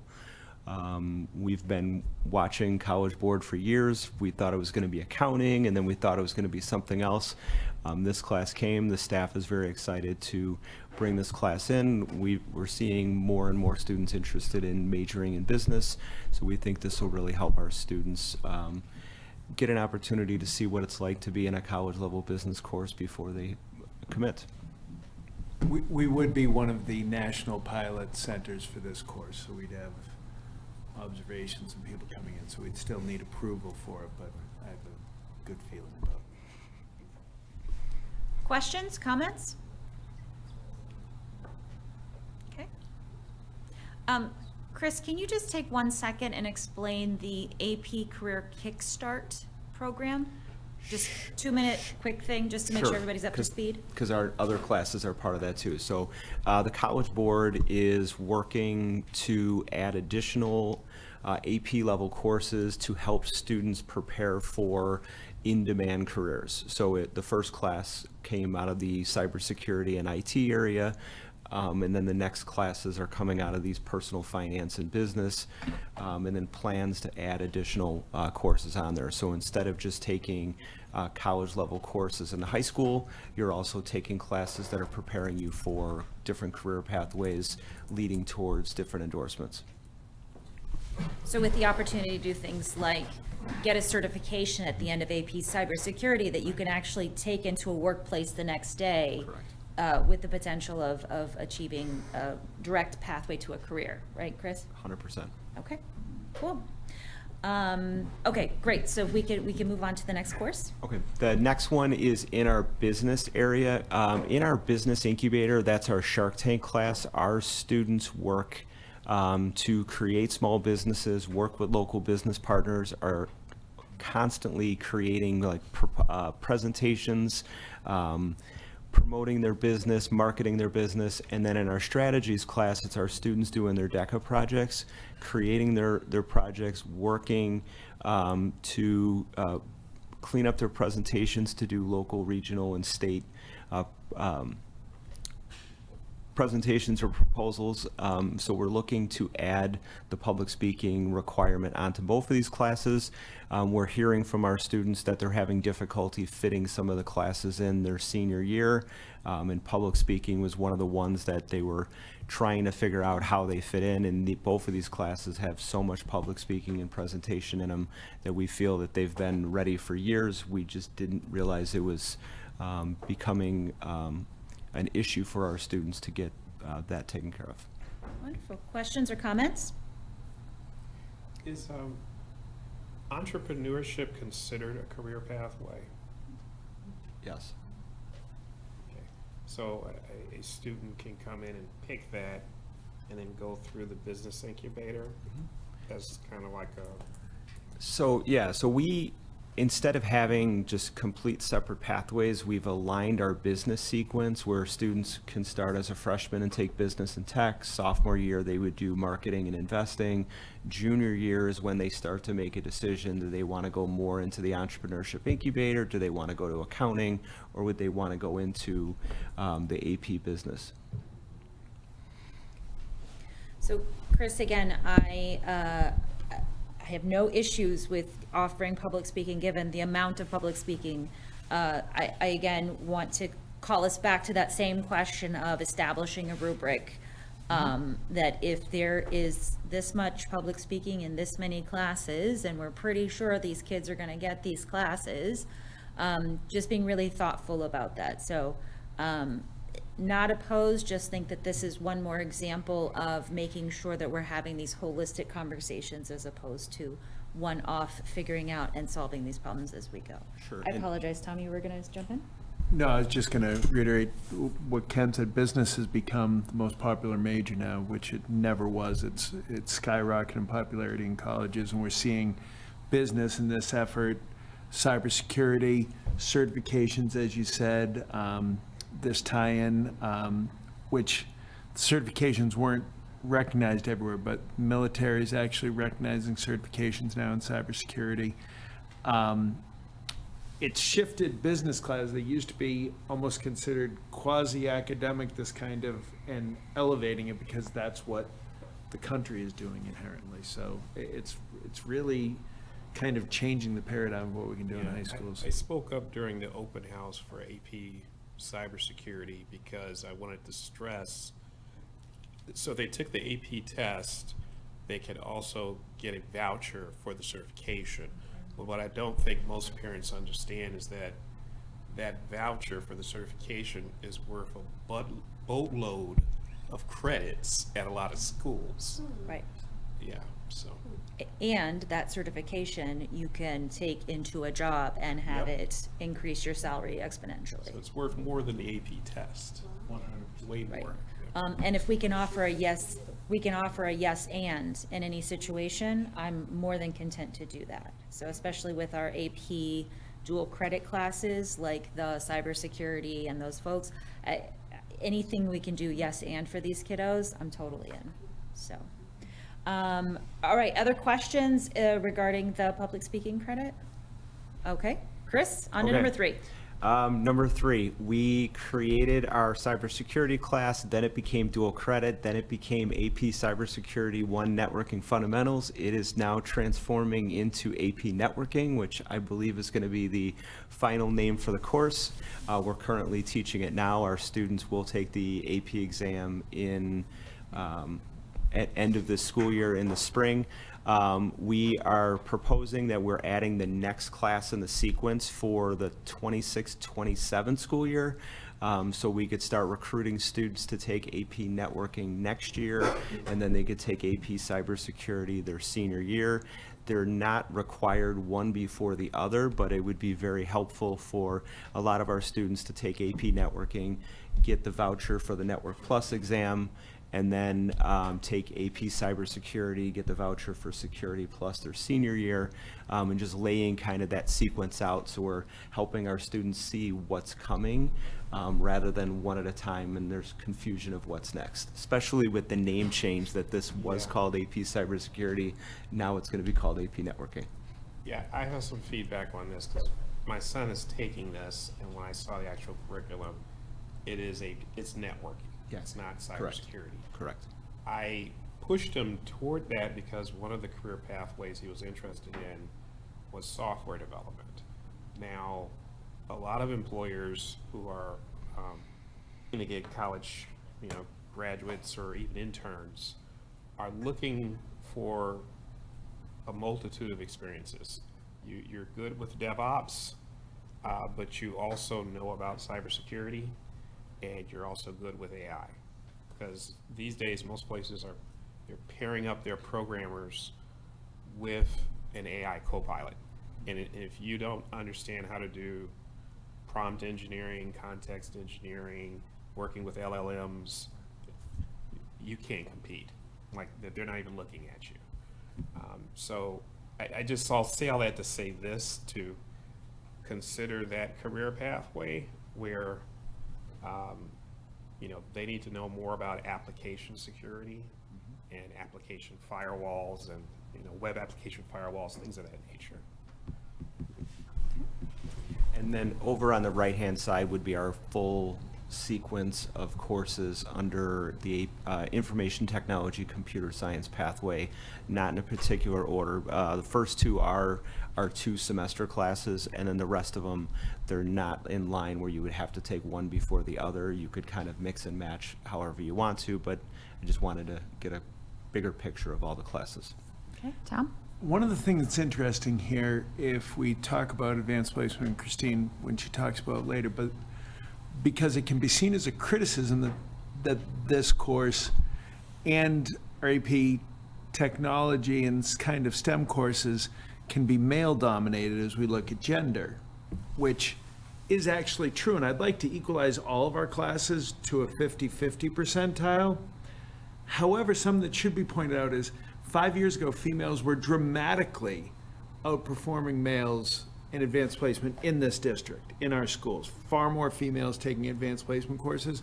These courses have actually equalized it. We've actually equalized our participation by genders now. So we'd like to broaden it, but this has actually helped to close a gap that did exist before too. Interesting. Other questions or comments? Okay, all right. Thanks, Chris. Thank you. So that was our last of the course proposal presentations. Are there any questions overall about the curriculum review or just courses that were presented? I do want to say thank you to you and the committee, to which I look forward to kind of dropping in and out of as possible. We have very capable board members who will be there as long-term members of the committee. You are undertaking quite a large endeavor, right? Going through and cleaning up a lot of these one-off decisions and courses, and creating a systematic approach to it is not easy and also desperately needed. So thank you all in advance for the work that you are getting ready to do. Christine, if you can talk a little bit about what kind of the next steps in terms of what will happen next month when these, between now and next month, and then what actually will happen at the next meeting next month. For the board meeting? Yep. So the reason why you heard some of the directors share some feedback of what the committee had shared with them and thus change the proposal that was in the board packet on Friday but then presented tonight is that typically between the presentation from the Teaching and Learning Council to the board meeting, there's a time for the proposers to get feedback from their colleagues and then make an adjustment before the board meeting and present it to you all. The change here is that we accelerated the timeline so that we can get the approvals for any new courses before the course book becomes available to students. So in the past, we still had the course book available to students in October, but the courses weren't approved till November. So there was this kind of gray period of, we have these courses, they might be available, we don't know for certain. We want to make sure our students know exactly what options are afforded to them in October. So the revisions that were shared today should be the only revisions that are made prior to that board meeting in October. And at that time, the board members will have an opportunity to vote for each individual course as to whether or not they want to approve the proposed revision or new course that was added. Ken? Yeah, I just want to comment, hats off to Christine and to TLC for this effort. I know I've probably harped on class rationalization for probably about a year. Previous board members have as well, but you have shown your commitment toward good stewardship of our curriculum. So appreciate the effort and the work. I know it's not easy. Thank you. Excellent. All right. I do have one Nora? question. So now that you're sunsetting 700 plus courses, can you tell me how many courses there are total, like what's left? How many are left? Which I'm sure it's a huge number, but just like, So it's 711, but it's a little bit misleading because our year-long courses are listed twice. And we've had a very quick turnaround and when we've been looking at these and filtering them out and such, and we'll do another pass with our curriculum directors before it goes into school links for our students. So it's still a large amount, but even with the 711 that we deactivated, 745 was huge because that was clutter in our course book that was making it challenging for students to actually find the courses they wanted to take. right, exactly. So even with 711 seems a little bit overwhelming to, go through and like think about what classes you want to take. So And like President Wood had alluded to, this has been introduced very much as individual entities, and with the curriculum review process and cycle, it'll be introduced with a program. So we're hoping that when courses are introduced in the future, it'll be part of a broader discussion of how it supports not just the program, but student needs and student learning. Wonderful. All right, thank you, Christine.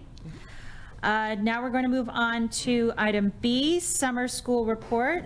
We will keep Christine at the dais and we'll call Ms. Klaus, the summer school principal. Jim's joining us too. He's got the money Come on report. up, Jim.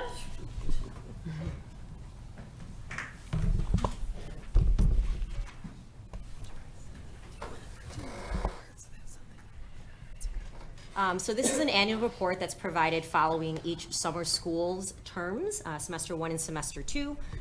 It includes enrollment data, staffing information, and operating cost. It'll be followed by 2 action items. The first is to establish the dates for summer 2026. It's hard to believe that we're just starting the school year and are already planning for next school year and the following summer, but that is the reality.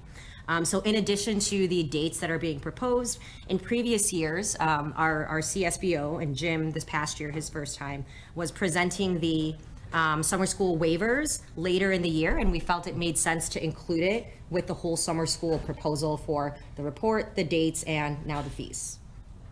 We certainly appreciate the holistic planning. Okay, so thank you so much for having me. We're back again, recapping another successful summer. This summer, our programming ran much like it has in the past few years, and that we offered students the opportunity to take both credit recovery courses and then enrichment courses as well. With sessions both in June and July, students had the option to earn up to 2 course credits. Summer school was housed at North this year, along with the extended school year program.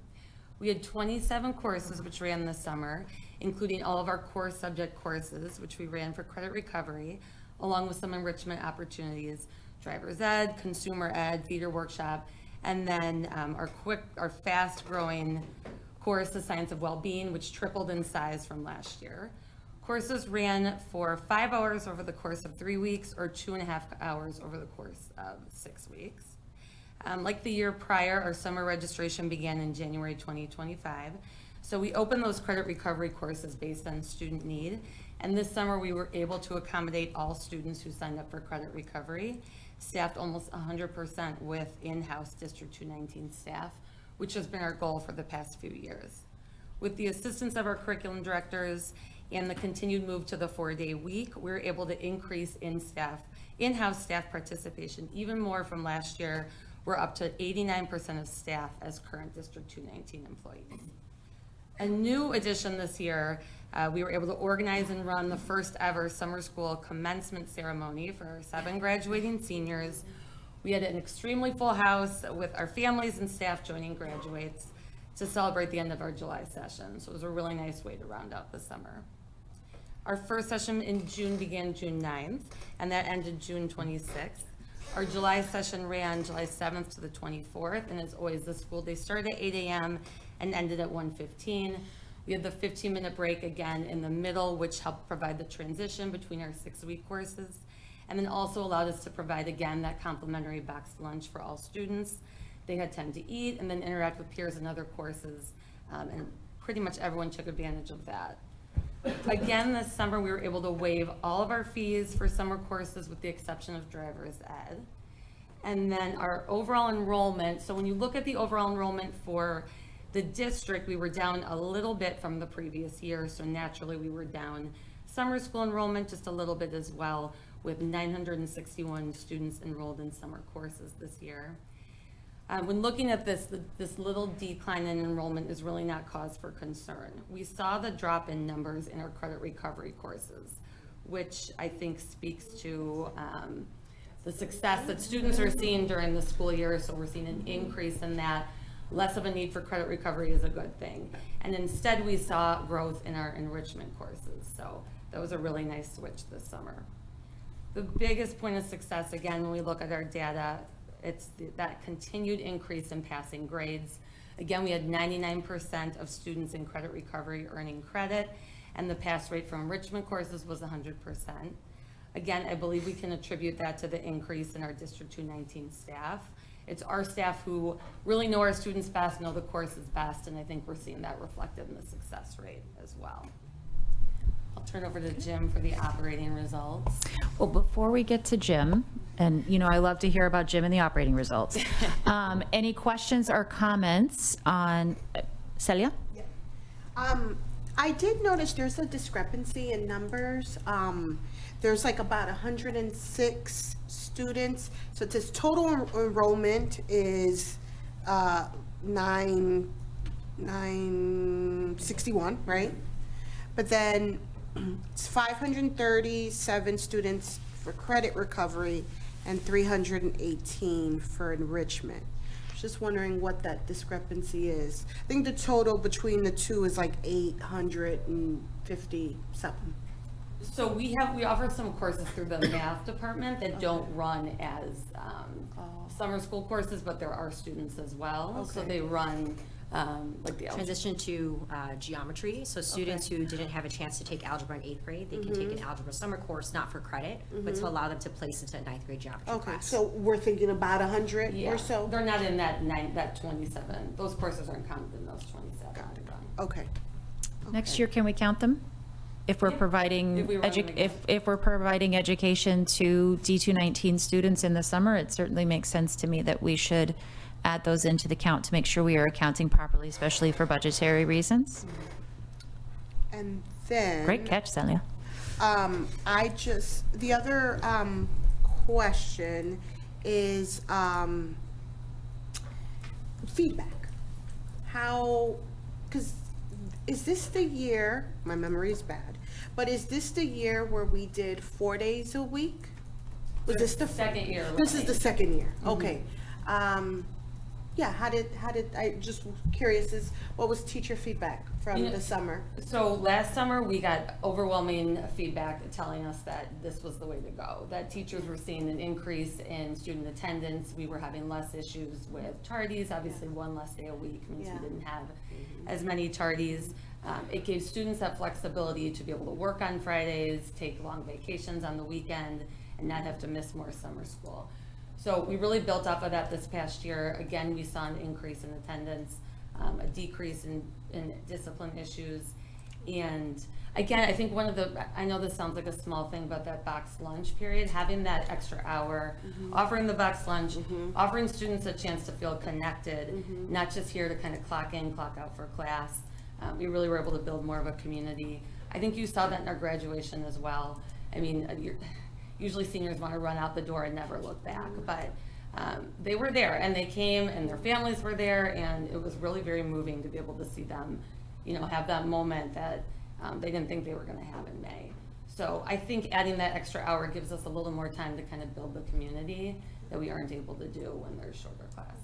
Good. I think I remember last year that was, I think that was part of the reason why we went with and approved the additional 4 years. So it's good to hear that 2 years we have, positive feedback from teachers and I think students. we keep seeing the staff wanting to stay on for the summer, which is a big ask, especially now. I mean, it's a tiring job. Right. So to get our staff to stay on and want to work with us over the summer is huge as well. Thank you. Okay, other questions?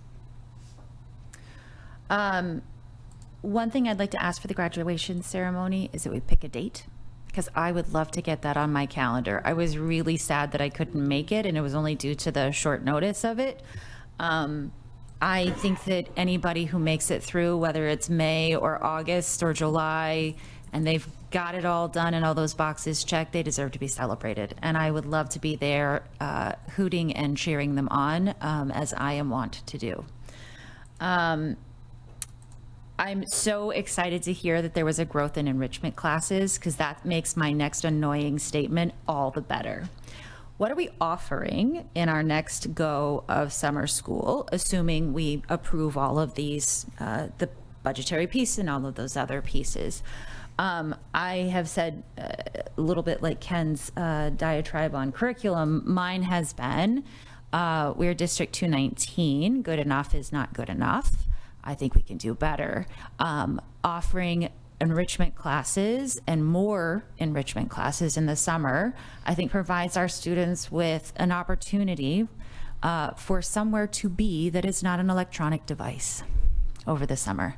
It provides them an opportunity to fit in these classes that apparently they cannot fit in other times. It would widen their berth a little bit. I was heartened to see that, in fact, one of the classes offered for summer school this year was public speaking.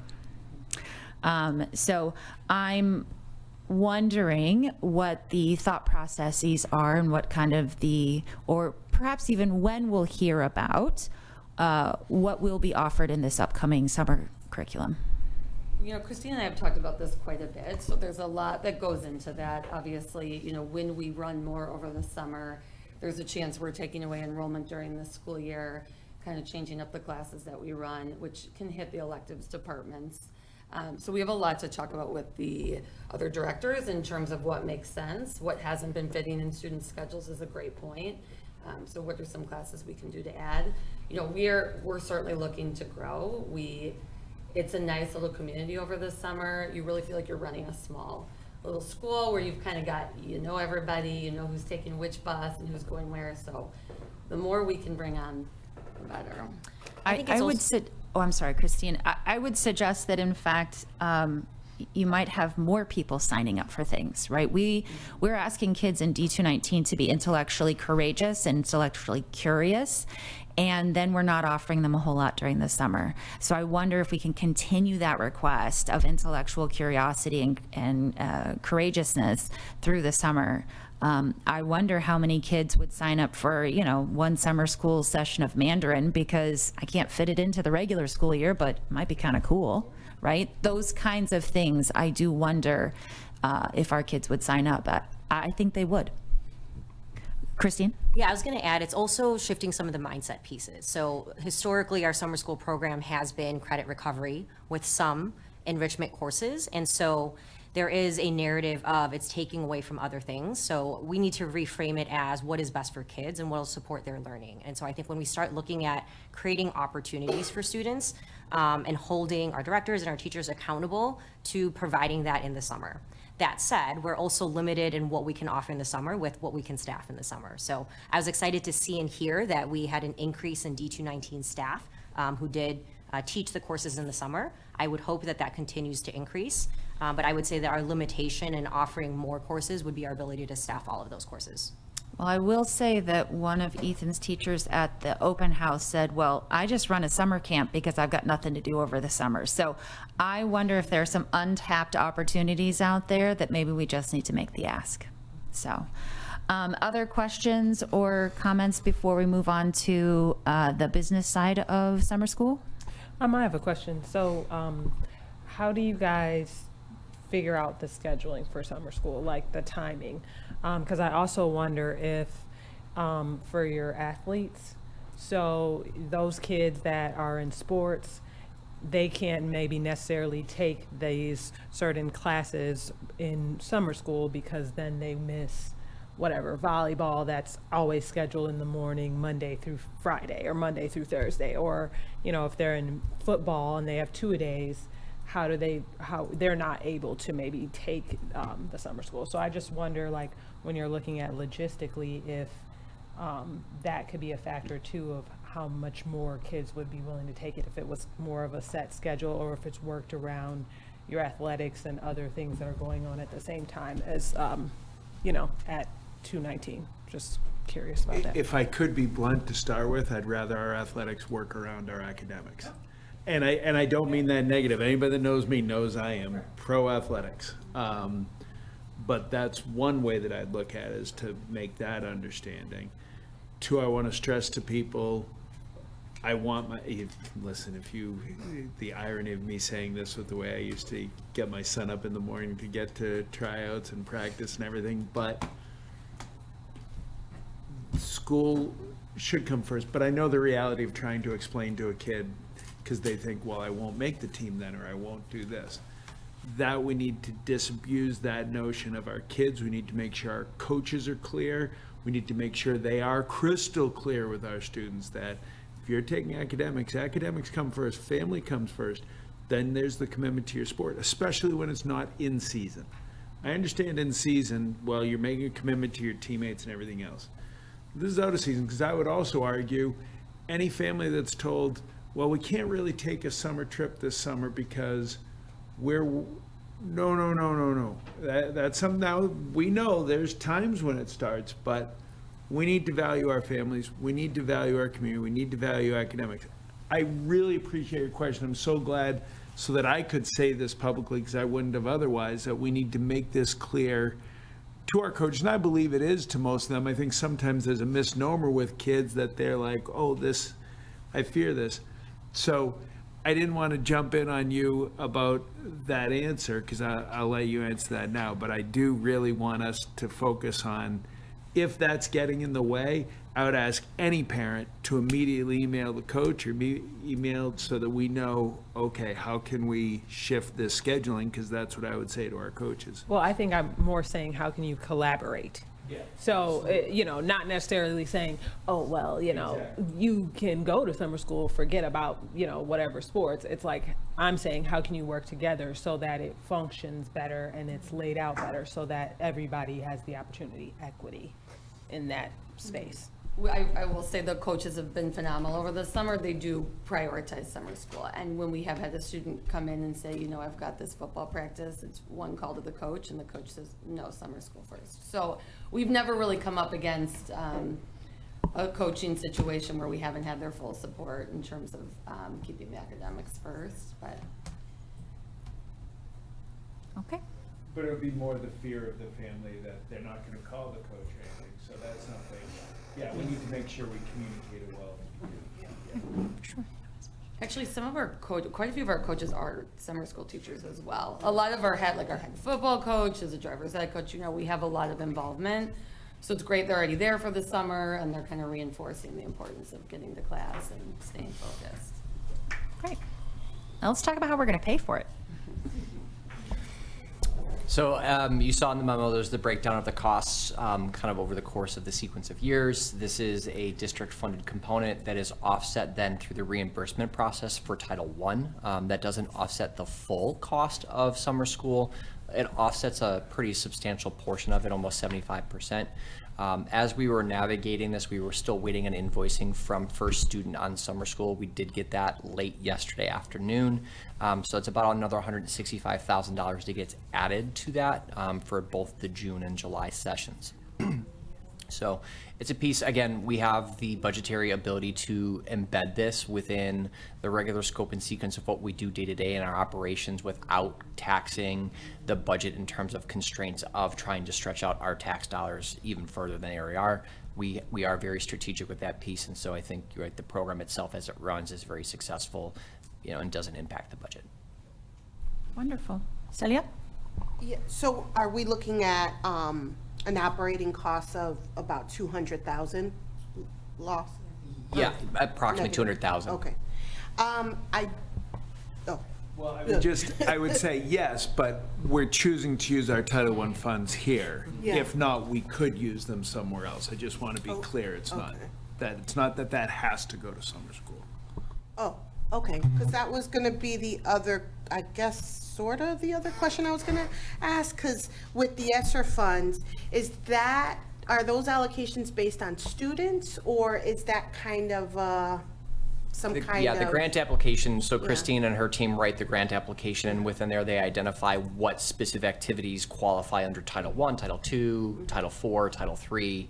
And so basically in that allocation, Title I's our largest, actually IDEA is our largest federal grant that we receive, and then Title I's the next largest.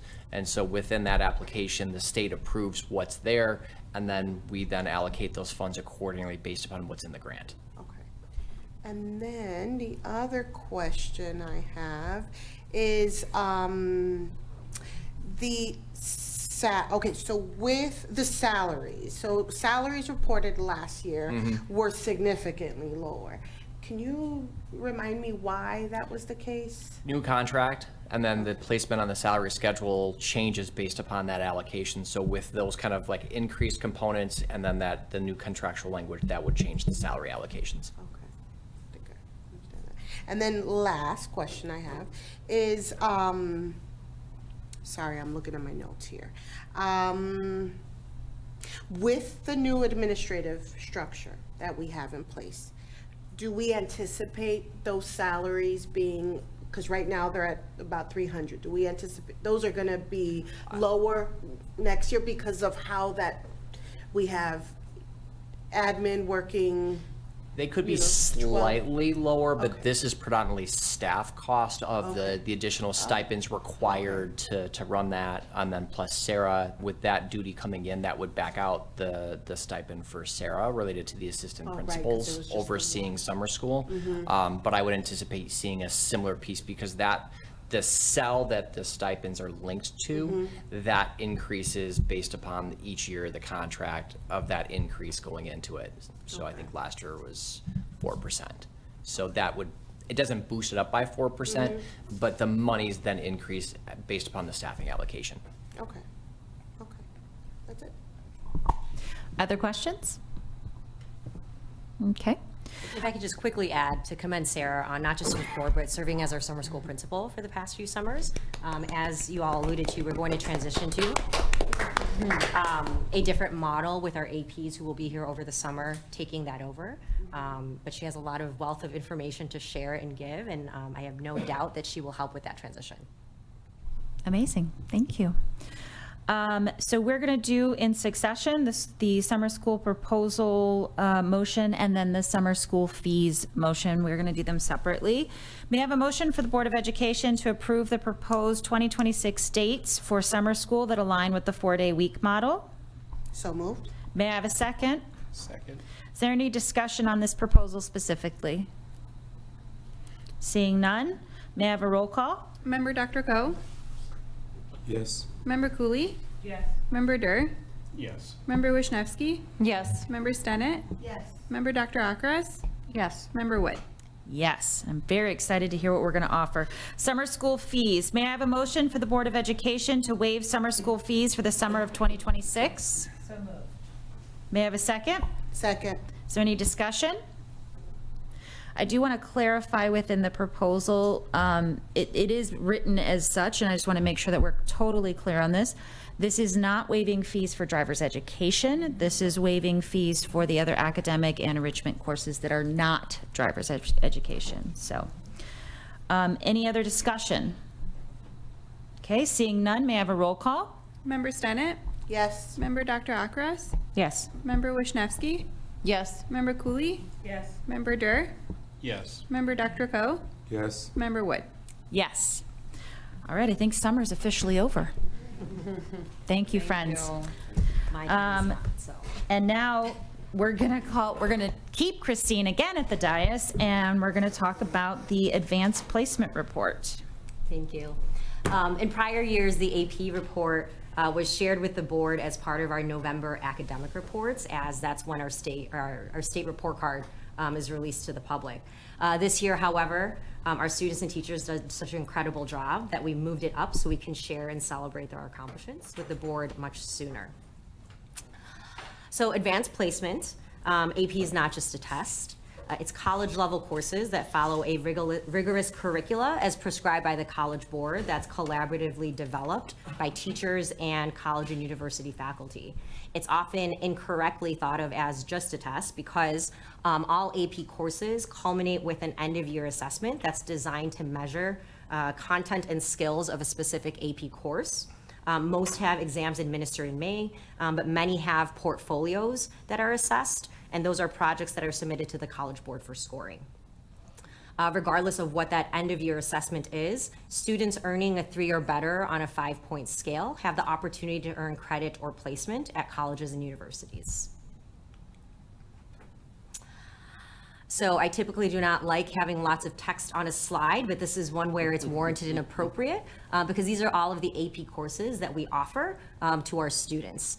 The ones that are asterisked are the ones that are new this current school year. So they're not included in the report because we didn't offer them last year, but they are ones that are running this school year, and we're very excited to have those running. I want to highlight AP Research because that's part of the capstone diploma, which our students are now qualified to earn because we offer that course. So students completing AP Research can earn the AP Seminar and Research Certificate. And then students who also earn a 3 or above on 4 AP exams throughout their high school career would earn that AP Capstone Diploma. And it's not just an accolade, it's something that is reported to college and universities when the students earn those 2 things. Not to not highlight this, but our other new course is AP Pre-Calculus this upcoming school year, and I'm seeing that I didn't include the asterisk there. That one's an exciting one as well because we've not had a new math course. I say we because many know I taught math. I actually taught AP Statistics when I was teaching. College Board had not introduced a math course in decades. So it's very exciting that our students who are not able to take statistics or calculus in high school are able to take college level coursework that's aligned and agreed upon nationally. So it's very exciting that we can offer AP Pre-Calculus to our students because now that means there is a significant increase in enrollment because of that course being offered. So what we're here for, digging into the data, this graphic represents Table 1's enrolled column. So what we're seeing here is consistent growth in our AP enrollment over the past 5 years, with the greatest growth happening in the last 2 years. So even though the report tonight primarily focuses on our May 25 administration, we have included there the enrollment for this current school year, which, as you can see, significant increase. So it's very exciting that our students are choosing to take these courses and choosing to challenge themselves with the program that they're taking. That's a significant. Can you go back, Christine? Run away from that. That's a significant increase for that last Absolutely. year. Well, what do you attest to? I was going to mention this later, but I think one big piece is we took away that barrier, as you all did, by approving the waiving of exam fees. That in itself opens up the opportunity for students that they don't have to worry about whether or not they can take advantage fully of what an AP course offers. A 10% jump in 2 years, is that what I'm reading? That is impressive. Our D219 kids are intellectually curious and courageous. Taking an AP class is no joke. And another thing I'll add is one might look at these years and say, well, this is just us coming out of COVID. This exceeds our pre-COVID amounts. And so these last 2 years really is a significant growth for our program. Again, thanks to the board in approving the waiver of those fees, but also with our teachers agreeing to and being excited about implementing the new AP course offerings because it offers more opportunities for courses our kids can take at that college level. Yeah, this is amazing. Practically. We're just getting started, so much more, many more charts. So this is the same set of data, but now broken down by school. So it's the enrolled column for each school on the data memo. As you can see there, we're still seeing the same increase that we saw when we looked at it district-wide, and there's still a lot to celebrate when we look at each of the individual schools. So North has and continues to have high percentages of students enrolled in AP, continuing to increase. But what's something that is really something we should absolutely celebrate is how significant that increase was at West, that they're actually catching up to North. And so it's very exciting that West has demonstrated tremendous growth and that our students they're rising to the challenge. We've offered the courses and they're wanting to take it. So if we're looking just at the 5-year comparison there, 32% at West in 2021, and for this current school year, we're at 47%. So reading this, half our kids at each school are enrolled in college level classes. Amazing. I know, there's more. This is only like slide 2.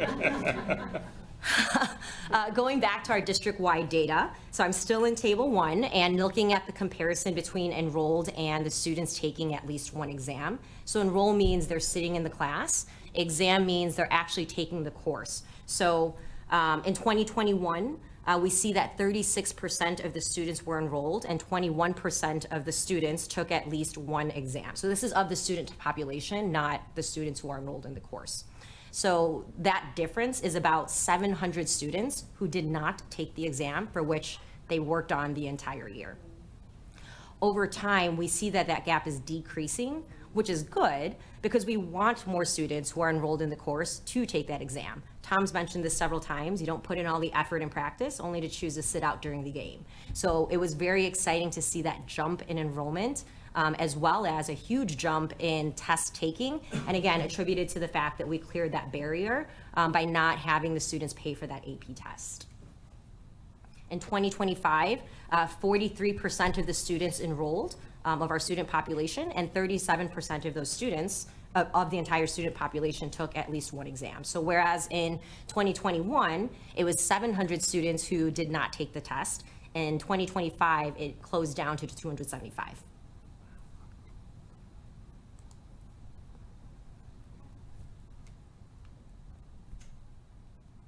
Looking at some other graphical displays of the data on the memo. This is the 12th grade enrollment information. So this is 12th graders who have taken any course while at District 219. So, you know, Leah included in her presentation, Tom has mentioned it, I have mentioned it several times in previous reports. We know that 80% of our students enroll in a college or university after graduating from District 219. So there's no reason why 80% or more of our students should not have the opportunity to take that college level coursework in the safety and comfort of the classrooms that we have in our schools with the teachers who support them. And so to see that we are so close to that 70 mark, we're getting real close to it, and then to also see how far from it we were just 5 years ago is exciting when we look at the growth in enrollment, participation, and access that we have for our students. That West number I find to be the most stunning one on every chart. It's 3/4 of our kids, 3/4 of them. Amazing. after it being less than half just a couple years ago. Yeah. West is the best. Not supposed to say that. Put your hand down. Marlon, we love you too. It's good. It's good. We have some more things to share as well. North excels for. Wait, way to save yourself there, Ken. All right, so we're now done with Table 1 data. Now we're looking at Table 2 data. This is the percentage of students enrolled in an AP course by race and ethnicity. So, you know, the narrative that we're seeing, the excitement that we're demonstrating with our students is that our increase in enrollment over the last 5 years. So now when we break it down by race, obviously there will be an increase across all racial groups, but areas to highlight. If we look at our students who identify as 2 or more races, 38% were taking AP courses in 2020, 2021, and it's 57% this school year. So that's a huge jump, especially when you compare it to the overall change. Dramatically outpaces national. Dramatically. Absolutely. When we look at our Black students, 34% this school year. And so when we think about the significance of 34% of all of our Black students taking an AP course, that's where we were with our white student population 5 years ago. So we are showing how quickly we are closing the gap for our students and the access they have to college level coursework. Another celebration is that our Black students, they're increasing comparably to the other subgroups across our district. So we're very excited that all of our students are rising to the challenge and taking this rigorous coursework. Christine, how do we have the MENA numbers?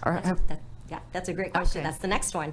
So we have it on there because we didn't want to exclude them from the report. MENA, Middle Eastern, and North African students. It's included, but I wouldn't trust that data too much only because the sample size is so small. The category was created during the 23-24 school year, mid-year, which meant that we weren't able to capture students who rolled for the current year.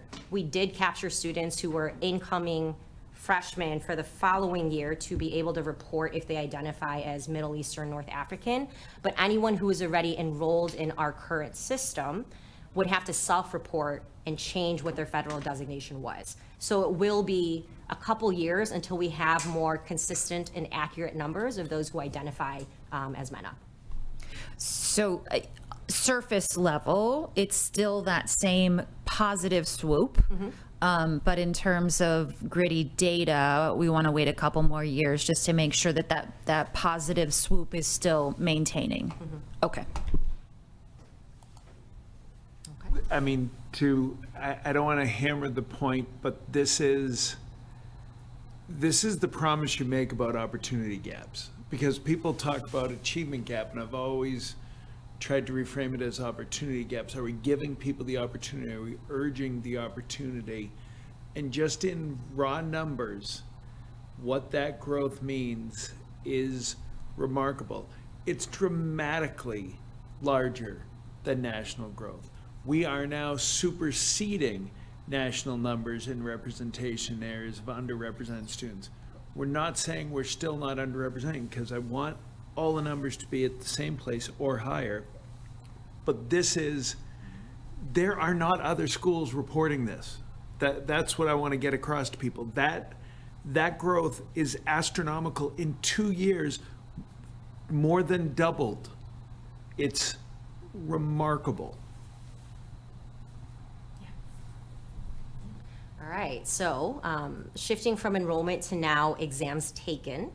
So this is the number of exams that were administered in the past 5 years. So this includes our May 2025 administration, which is what primarily this report includes. So this is students enrolled in the course and opting to take the AP exam, but it also includes the number of students, while small, who are not enrolled in the course but are opting to take the exam on their own. It also includes students who are taking multiple exams. So that's why the number of exams exceeds the actual student count, because we have kids who might not be reflected in enrollment, students who are taking multiple exams, and then students who are just opting to take the exam. So you'll see that from 2021 to 2025, it doubled. So again, dramatic increase. We can expect that because of our increase in enrollment, but as we saw, the removal of the barrier of the cost of the exam also had a huge factor in why the number of exams administered had increased. So it's not just enrollment, it's because students also don't have to pay for those exams when they're enrolled in the course. So our scores for those 5 years, in 2021, we see that the scores were pretty normally distributed, which is not uncommon when you have assessments. And in 2022, it was about the same. So in 2023, we're starting to see some shifts. So the score distribution is becoming a little less normal, but that's a good thing because it's becoming less normal in that we're getting more 3s and 4s and shifting to that right side of that distribution. 2024, same thing. We're seeing now that the 4s have surpassed the number of 3s. And then when we look to 2025, dramatically higher. So, often there's this misconception that if we increase the number of students, if we increase the number of exams, it's going to water down the course, our kids will not do as well. But we actually saw the opposite. So not only did we increase, our students rose to the challenge and demonstrated incredible achievement in this past administration. And I want to make sure that it's understood. These AP exams are not graded in-house. So there's nobody behind the scenes fixing dots or anything like that. These are graded outside. These are graded by educators who are trained in the rubric and making this happen. This is a significant undertaking by the College Board to make sure that this is a fairly graded test across the country. And this is what our kids are doing. And the chief grader for every subject is also a college professor, not a high school teacher. That's something that's important because it's articulating the credit for colleges. Amazing. Simplifying your charts just a little bit. So this is still going to be our exams administered, but now we're going to look at our 3 and aboves because as shared earlier, that 3 is where we have the threshold of what's identified as a qualifying score for college credit or placement. So that fatter blue bar is just the 3, 4s, and 5s all together. So in 2021, 66% of our students, 66% of the exams administered were scored with a 3 or above. 2022, same percentage. 2023, which is when we saw that something special start to shift, 72%. And then it maintained in 2024. In 2025, 81% of our kids, 81% of our exams administered qualified for college credit or placement. So just from this past administration, over 1,600 of our students will graduate from District 219 having completed college recognized coursework. So it's incredibly exciting that many kids did that well with all of our exams administered, keeping in mind that from 24 to 25, there were 500 more exams administered. Wow. We have all known the D219 kids are something amazing. This is a lovely colored chart that articulates it quite clearly. Amazing. Ken? Yeah, ditto that. I'm reminded of how Superintendent Moore brought in clear paths, bright futures, no limits. This is an opportunity to tell the story. And you talked about the opportunity gap, right? So you've made a series of hypotheses. If we do this, then this will happen. So you're showing, here's an example of paths being cleared. Bright futures, it would behoove us to get the story from these students, especially since we're waiving fees, that you agree to say something about what is this going to do for you, about where you're going in the future. And then post-graduation, if we can get the story from alumni about no limits. Yeah, this did enable me, and here's the end of the story. If we capture that and use that as promotion, because all the information, the data is there, and the stories is there if we're capturing it from the student body.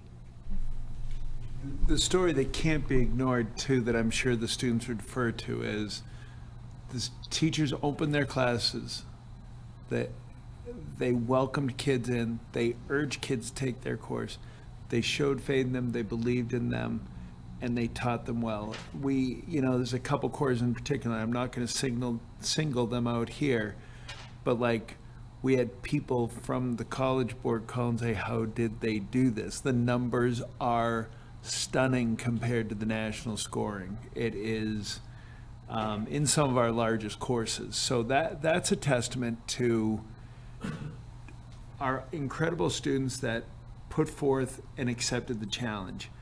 But it's teachers clearing paths for them.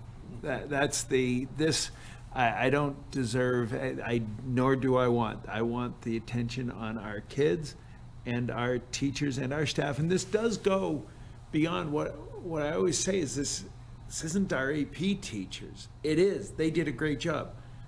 But there has to be a base there. And, I'm meeting with the sending superintendents later this week where I'll go through these numbers with them, because they should be celebrating this too. And that preparation level that gets kids to the point of doing this. So this doesn't happen in 180-day period. This happens over the course of a student's lifetime. But instilling that belief, that's really clearing path. That's what it's about. So a year ago, not exactly today, but I think it was the 10th of last year, part of my pitch to the board to get the exam fees waived was what that return on investment was. So when we look at this 3 or above and what that means for our students, if we just look at that 3 and above and the 81% of exams administered that earn that score, of the about 3,000 exams, 2,400 qualified for college credit or placement. So for our families, in terms of money, an AP exam was $99, which again, the board generously voted to cover for all students enrolled in the course. And so that was at a cost of about $240,000 just for those qualifying exams. For a student who post-secondary decides to go to Oakton That's the equivalent of $380 per course, which is now at 2,400 exams, a total of $918,000 if we are converting what that investment was for students who earn that qualifying score. For students choosing to enroll at the University of Illinois, where a course costs $1,400, now that 2,400 exam equates to $3.4 million as an equivalent.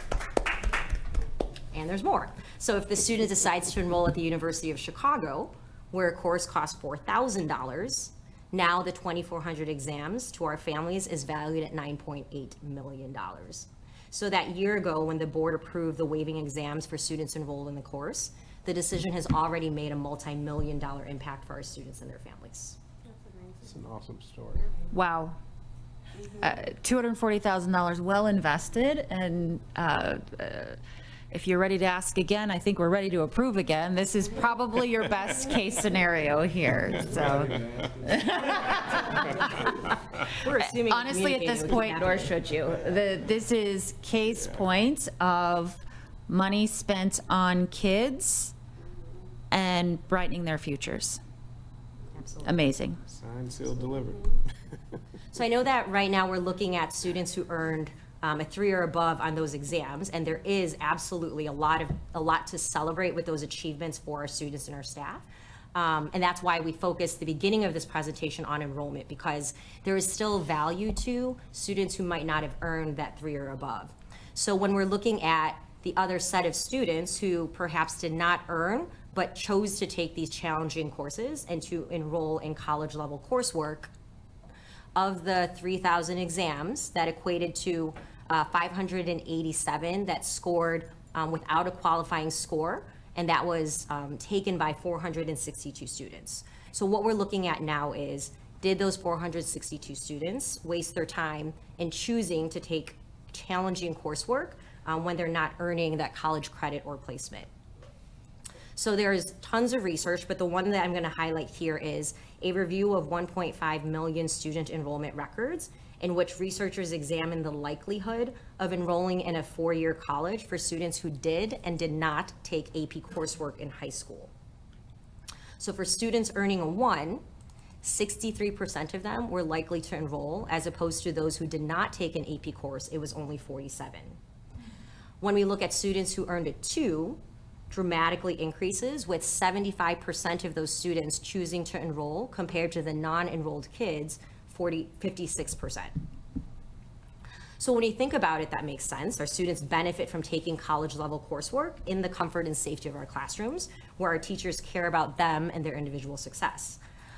What's helping our students in building their confidence to take college level, or to take college coursework post-secondary, is that we've shown them that they can do it, that they can be successful, should they choose to pursue that path. Last year, I shared some research showing that the largest predicted boost in college grades and on-time degree completion comes from a student just taking 1 AP course. So whether or not they score well or they score high, they will still get an incredible value of taking that course. That is awesome. So I'm very proud to celebrate the successes of our students, but I'm even more proud that our increasing enrollment shows that students are choosing to take the path that we've cleared for them, and that they're demonstrating success in doing so.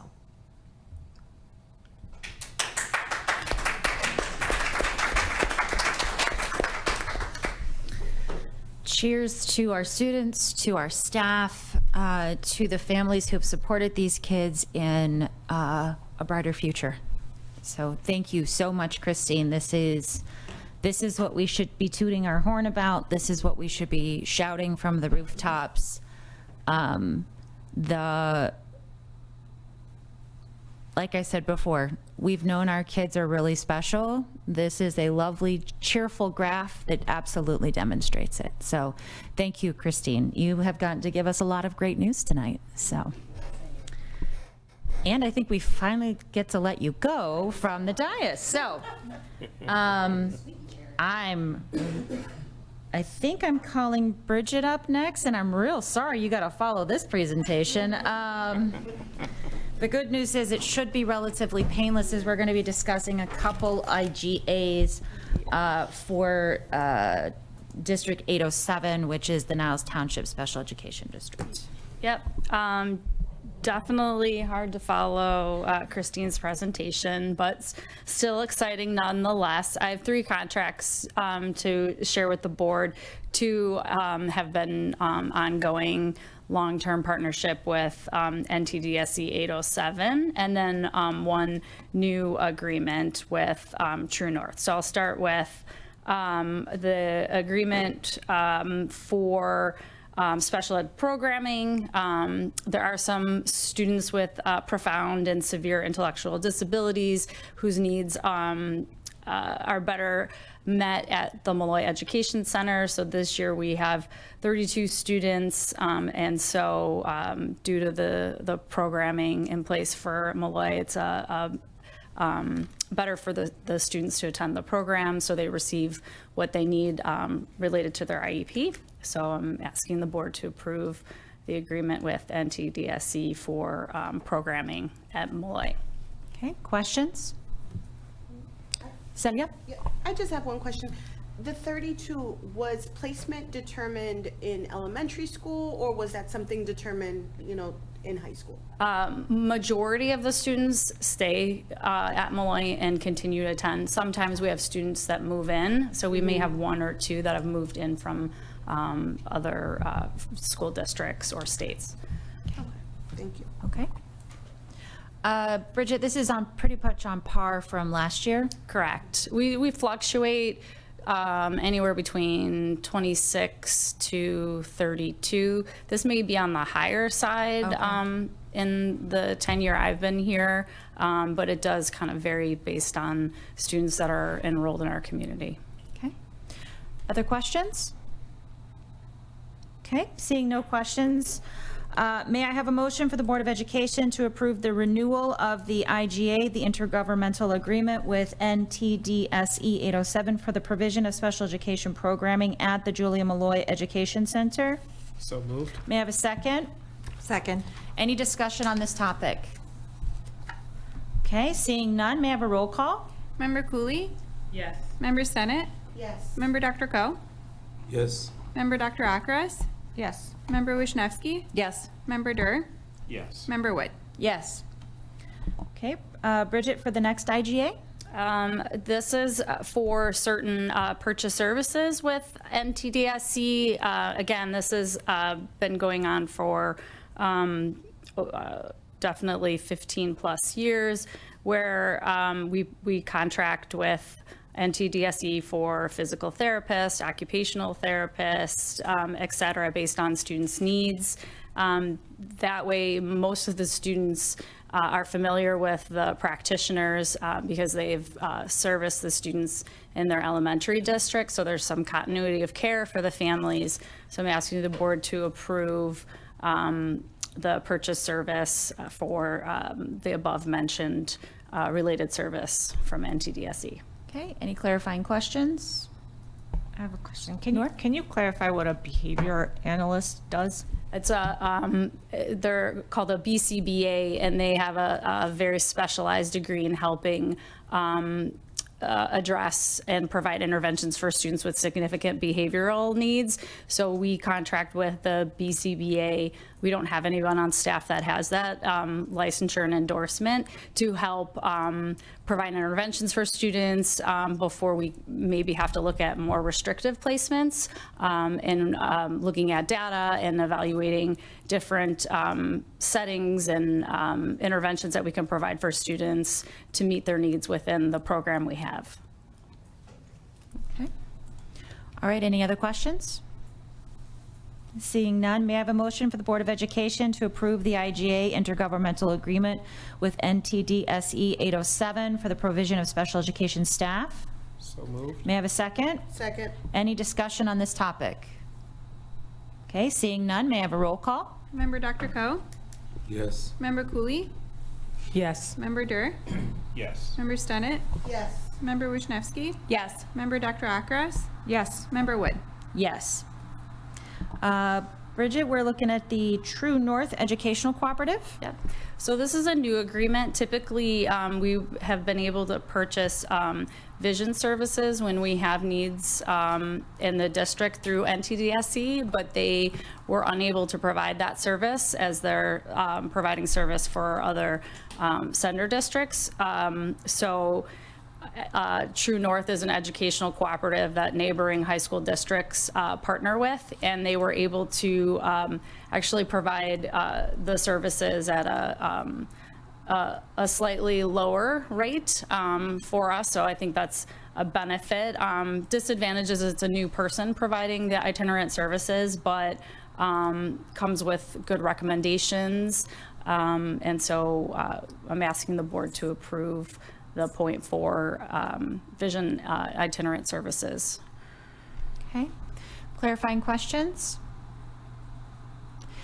Bridget, there's a comment about non-member versus member district. Are we a member or non-member? We're a non-member. We are also a non-member of NTDSC. That means you're part of the special education cooperative. We haven't been part of the cooperative for probably close to 20 years now.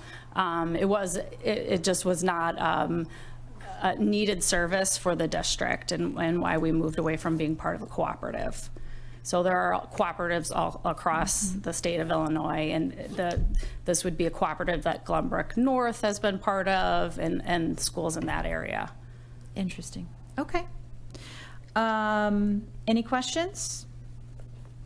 May I have a motion for the Board of Education to approve a contract with True North Educational Cooperative 804 with a .4 FTE teacher students with visual impairments for $68,394 for the 25-26 school year? So moved. May I have a second? Second. Is there any discussion on this topic? May I have a roll call? Member Senate? Yes. Member Wisniewski? Yes. Member Dr. Akras?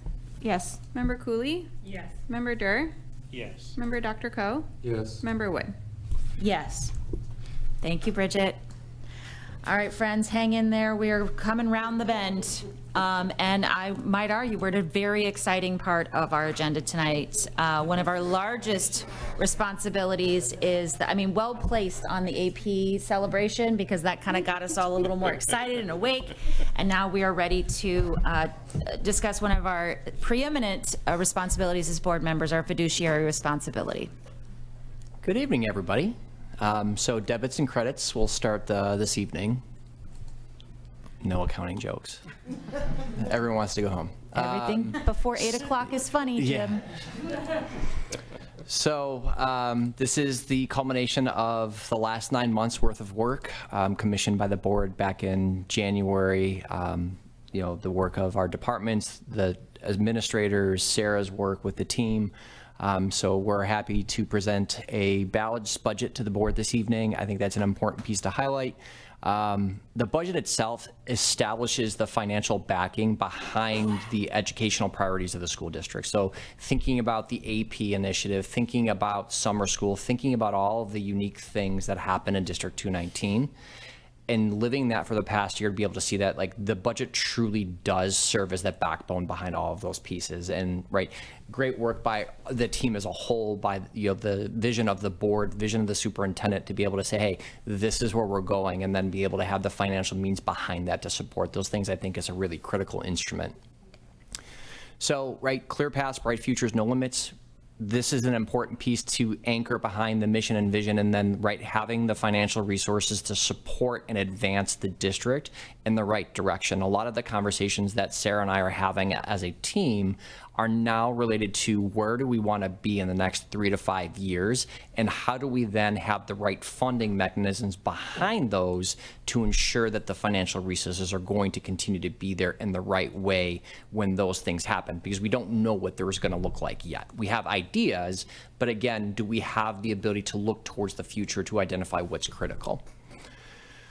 So we talked about the budget timeline. This will be kind of an annual piece that we'll work through with the budget. Starts in December with kind of the levy that passes in the calendar year, and then we restart and refresh everything to design, to basically going back through then the final approval.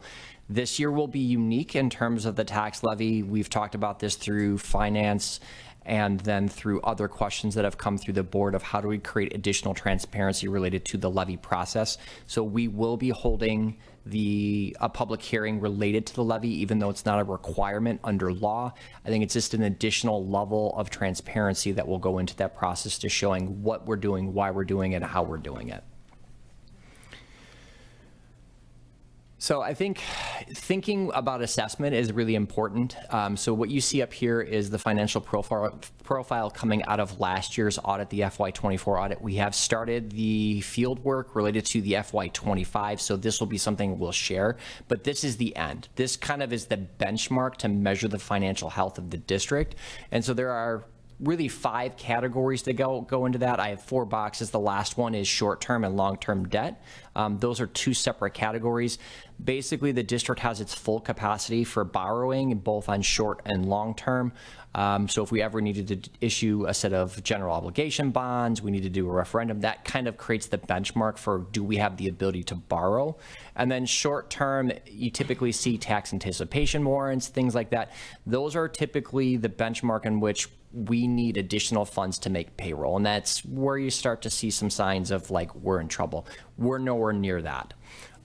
Days of cash on hand will work our way back up. Basically looks at all of the cash that we have available to us, divides it by our direct expenditures divided by 360. We have 340 days of cash. So basically, if we received no additional money coming in at all, we can then basically operate for the next 2 school years without having a disruption of our services. Jim, can you remind us what the legal bottom is on 180. that? 180 is the recommended. So basically in all these categories, we are the kind of benchmark. We're at the 4. So basically it's a 4, 3, 2, 1 scale that goes into this rubric. Okay. So 180 is the recommendation. Wonderful, thank you. You're welcome. Revenue to direct expenditures to revenue. This basically is looking at, for every dollar that's received by the district, how much of that dollar is being spent and allocated in the budget.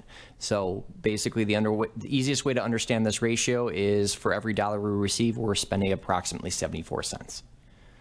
Again, and you think about our per pupil expenditures about $32,000 per student.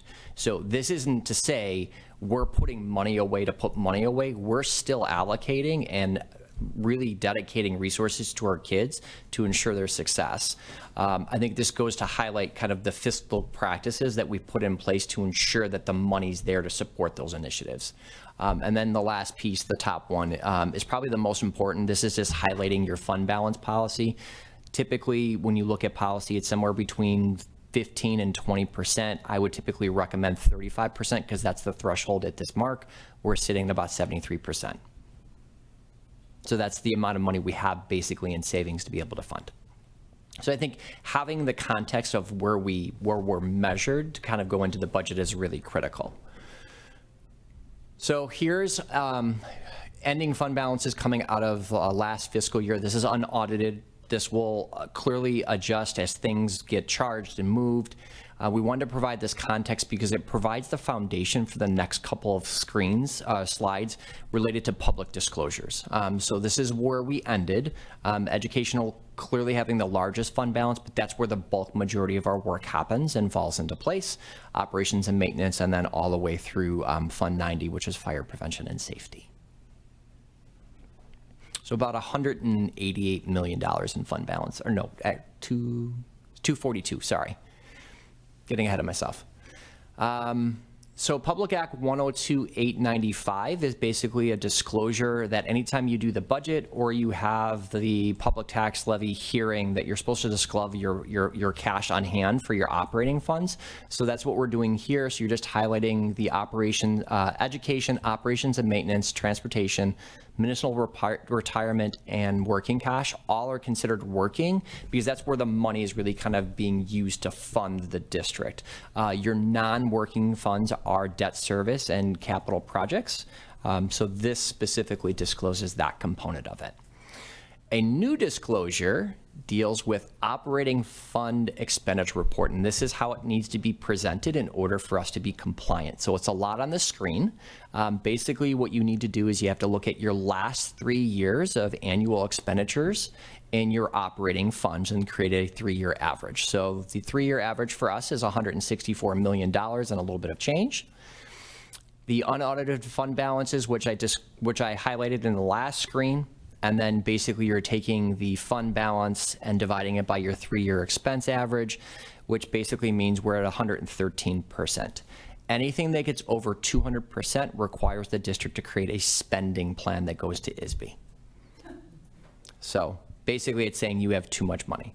Now, this will fluctuate, I will say, pretty substantially because we do have a large fund balance transfer in this year's budget to help fund, right, the dedicated component to Central and West. And then there's a unique component with the lease certificates that we have to then do another transfer for to handle the principal and interest payment for those two pieces.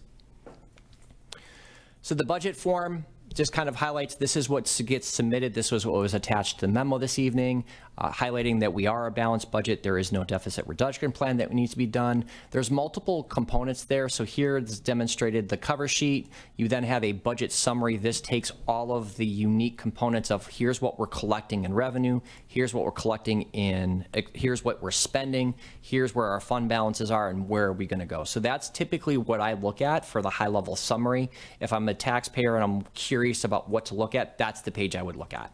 Then you have a summary of all of your cash. You have then your estimated revenues and expenses coming out of that. For us, we're adopting more of a philosophy on our revenues, projecting forward of a hold flat. It's easier to, because we don't know what's going to happen. Like for instance, we know that property tax payments are going to be delayed. We are still waiting for final certification of last year's tax levy from the county. We're in a preliminary status. Like all of these things allow us to kind of predict flat, and then anything that comes in after the fact is just bonus, and it gets contributed back to our fund balance. So that this continues to help us operate in a very healthy manner.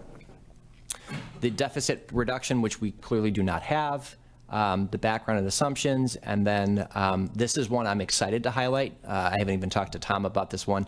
For the past few years, we've been dinged by the state of having too much administrative cost. So we talked about the admin restructure and the potential of how that will reduce. We actually reduced the administrative costs from last year to this year by 5%. So this is the first time in a very long time in this district's history that we will not get a letter from ISB saying, oh, by the way, you need to have a plan for how to address this. So very strategic again on that side of it. And then public vendor contracts, typically that's a component that we fill out with the ASA, the annual statement of affairs, that is a required disclosure through the township treasurer's office. And then the balancing sheet. So revenue by fund, this gives us an idea of what we expect to collect this year. This is based upon last year's tax levy, again, because we haven't certified the levy coming out of last year for this year. So you can kind of see kind of how it's balanced out. Most of our revenue goes directly into the education fund itself, because that's what we do inherently by nature, is our business is education, supporting students. Operations and maintenance being the next. Capital projects, this is going to look weird. So the investments that you see in debt service and capital projects are investments. So the treasurer's office does the investment pool for us, and then those revenues are then disseminated across all of the senders and then District 219. So we work collaborative together. So in a sense, the entirety of the township's able to benefit from our size in terms of the investment pool itself.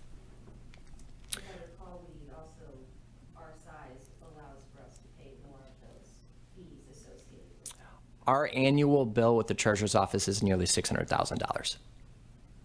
So it's divided. Marty divides it by the size of everybody, but yeah, that kind of gives you the context of which we operate. To give you kind of a snapshot of what happens in the operating revenues then, you can see where the breakdown comes in from local, state, and federal. Our whole whopping is we are a tier 4 evidence-based funding district based upon our ability to meet the local adequacy target. Our whole whopping hold harmless plus the new provision in tier funding was a whole whopping $5,000. That's what we got. But it goes to show you, right, you'd rather see the 99% of the new monies coming in going into the tier 1 and tier 2 districts to ensure that they have the ability to meet that. It's not knocking it. The formula's working. It doesn't make sense for us to have the same allocations as a tier 1 or a tier 2. So you can see how that will all break out and kind of the percentages that work our way through it. I think to highlight this, because we are so predominantly local property tax driven, we are governed by PTEL, property tax extension limitation law. Basically, the way that works is that the law says that if you're at 5% or CPI, whichever's less. So going back to 22 and 23, CPI was over that 5% threshold. So at 7%, we could only levy at 5. This year, we'll be at 2.9% because that's what CPI is. So it's a way to limit what the extension is. It does not limit, though, the potential burden that goes on a taxpayer because the assessor determines the value of the property. So it's the application of the formula to the assessed value of a homeowner's property or a business owner's property that determines their overall tax bill. So it's a cap on the money received. Again, it does not cap a homeowner's or a parcel's compilated since 2022. 90 was the last time, and then 22 and 23 were the last time. 2 times you saw it over 5%. So where are we in CPI? This is your 10-year kind of historical component. So that 2024, the 2.9% will be the governing factor in this year's tax levy. Year to date, we're trending at 2.4% increase. CPI for August will come out in another few days, so that will kind of update that. We're starting to see trends from vendors that the CPI influence or the tariff influence is starting to impact pricing. We just got notice for one of the elements on Central that price will probably go up about 5% because there's a tariff component with that. Now, there's scope within the project to absorb it, but I think it's a cognizant thing for us to be aware of as we're navigating contracts and pricing structures with our vendors. But I think it's another thing that we do track strategically to ensure that we have the ability to navigate these unique scenarios as they come up within our vendors. So expenditures by fund. So how are we where are we spending? Clearly education, you would think this is where our teachers are paid out of, our administrators are paid out of. Anything related to students, the AP component, all come out of Fund 10, which is the educational side of it, and then you can see the breakdown from there. Our next largest is capital projects. This is a substantial expenditure this year, but that is navigating the construction from this year that bled over into July and August, and then that is also then the continuing projects for West and Central to their successful completion in July. We are on target as we work our way through that, but you can see some of the other elements that are outlined there and the breakdown. There is no expenditure in working cash. Working cash is simply a savings account in which when we levy, that money sits there, and if we need to at any point in time, we can do a transfer out of working cash or abate it into any one of the other working funds. You got to see it by object. So salaries is the largest component in which we do. Salaries and benefits makes up about 40% 43% of the overall budget because of the large substantial investment we do have in capital. Typically in school districts, those two categories, salaries and benefits, makes up about 80% of your total budget. Next steps, we are now pending board approval. We will be finalizing, we have been finalizing the meritorious budget award. The idea is that we would bring it to committee of the whole. There are elements that require kind of this piece first in order for us to finalize. We want to make sure we're being cognizant of that and compliant with that. The development of the public tax levy and then the public hearing will be then a piece that will happen in November and December. And then the one-time transfers, this is a component that we'll have to have an additional public hearing for. There's about $35 million in the budget. $30 million is going into capital. 5.9 is then offsetting the principal and interest payments for debt service. That is not a component that's levied. The key piece to the lease certificate is it's a piece that the district pays for out of its operating funds. So there's no burden passed on to our taxpayers that the county levies for as a result of that. So it's something that we have to budget for over the next 5 years. The idea is that the lease certificates are callable in 3. So we will wind up paying that off early because we have the means to do so. And it just, again, helps us out in a financial way. Will paying those lease certificates off early, Jim, require a board motion, or will that just come before finance committee? It would go before finance, and then we would then do the same transfer, and then we would work with PMA on then the issuance on the callable feature of it. Okay, wonderful. So at this point, we'd be happy to address any questions from the board. Questions? Well, continue to spread the love, not just for AP. This is another example of clear paths. The strong financial stewardship is going to lead to better student outcomes in terms of prioritizing the investments that we can make in the learning environment. And we're seeing the results, the return on investment from investments we've already been able to make. And that's, in a large part due to the work you're doing here. So hats off. Agreed. I particularly appreciate the dedication and to the transparency of the process, and not even in our D219 way, good enough is not good enough, right? Taking it that one step further and saying, we know we don't have to, but we're going to go ahead and do it anyway because it's better for the kids, it's better for our staff, it's better for our community. So any questions related to the budget before we move into a motion? Okay. May I have a motion for the Board of Education to approve the budget for the 25-26 fiscal year? I so move. Second? Second. Any discussion on the budget itself?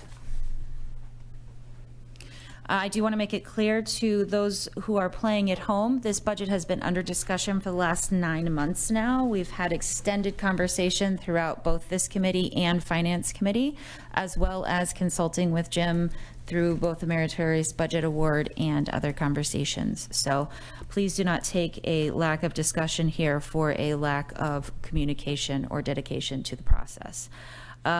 May I have a roll call, please? Member Wisniewski? Yes. Member Durr? Yes. Member Dr. Akras? Yes. Member Cooley? Yes. Member Dr. Ko? Yes. Member Stennett? Yes. Member Wood? Yes. All right, hey, thanks, Jim. Looks like you and Sarah are up again. Mm-hmm. We're going to talk about Howard Street. Mm-hmm. Exciting. So the sale of district property is a unique process. It's not like selling your home in which you can just simply list it with an agent and then have it go on the market and, you get to kind of pick and choose. It is governed by Illinois School Code, Section 105-5/-22. Basically, it's a process in which the district has to set a price for that property and then list it over the course of three subsequent weeks in a local paper announcing that that parcel is available for sale. So Howard Street is a parcel that the district purchased in 2015 in order to operate as the district's transportation center. Due to zoning constraints with the Village of Niles, it wasn't able to come to fruition, and so we continue to own it. We bought Oakton, which continues to serve successfully as our transportation depot. We received renewed interest in Howard Street from a broker who represents an organization that would like to use the property and purchase the property, which is why we're bringing it forth this evening. So what you see is the release will be September 18th in the Tribune, September 25th, then would be the next week, and then October 2nd would be the final of the third installments that were released to the public as public notice. Bid opening would be then October 10th, and then we would be bringing forth a recommendation for review through finance facilities, and then the final vote coming before the board. There still is a 90-day review period after the approval of the Board of Education, so there's no guarantee in this. We've gotten very close in full transparency. Last December, we thought we were going to have something, and it fell through at the last minute. We've been here before. I'm optimistic with this because this group seems extremely interested in making this happen. Again, I had another follow-up with their representative, reached out and said, when is this happening? What's the timeline going to look like? We've had a number of conversations with them about that. And then Robin Schwartz and Ken Flory about, what does this process look like? Because they're accustomed to purchasing commercial industrial property independently and not working through a public body. So I feel like we have some momentum with this. again, we're hopeful that things will come for fruition. So tonight is just the resolutions to approve, and then we would release in the papers. So clarifying question, these people who have demonstrated interest, this puts this property back on the payroll? It puts it back on the tax roll as new property. So it would be, what's unique is the PTEL limit doesn't necessarily apply to new property. So you could potentially exceed whatever the rate is because it's new property. So they back it out. So that would come back on the tax roll.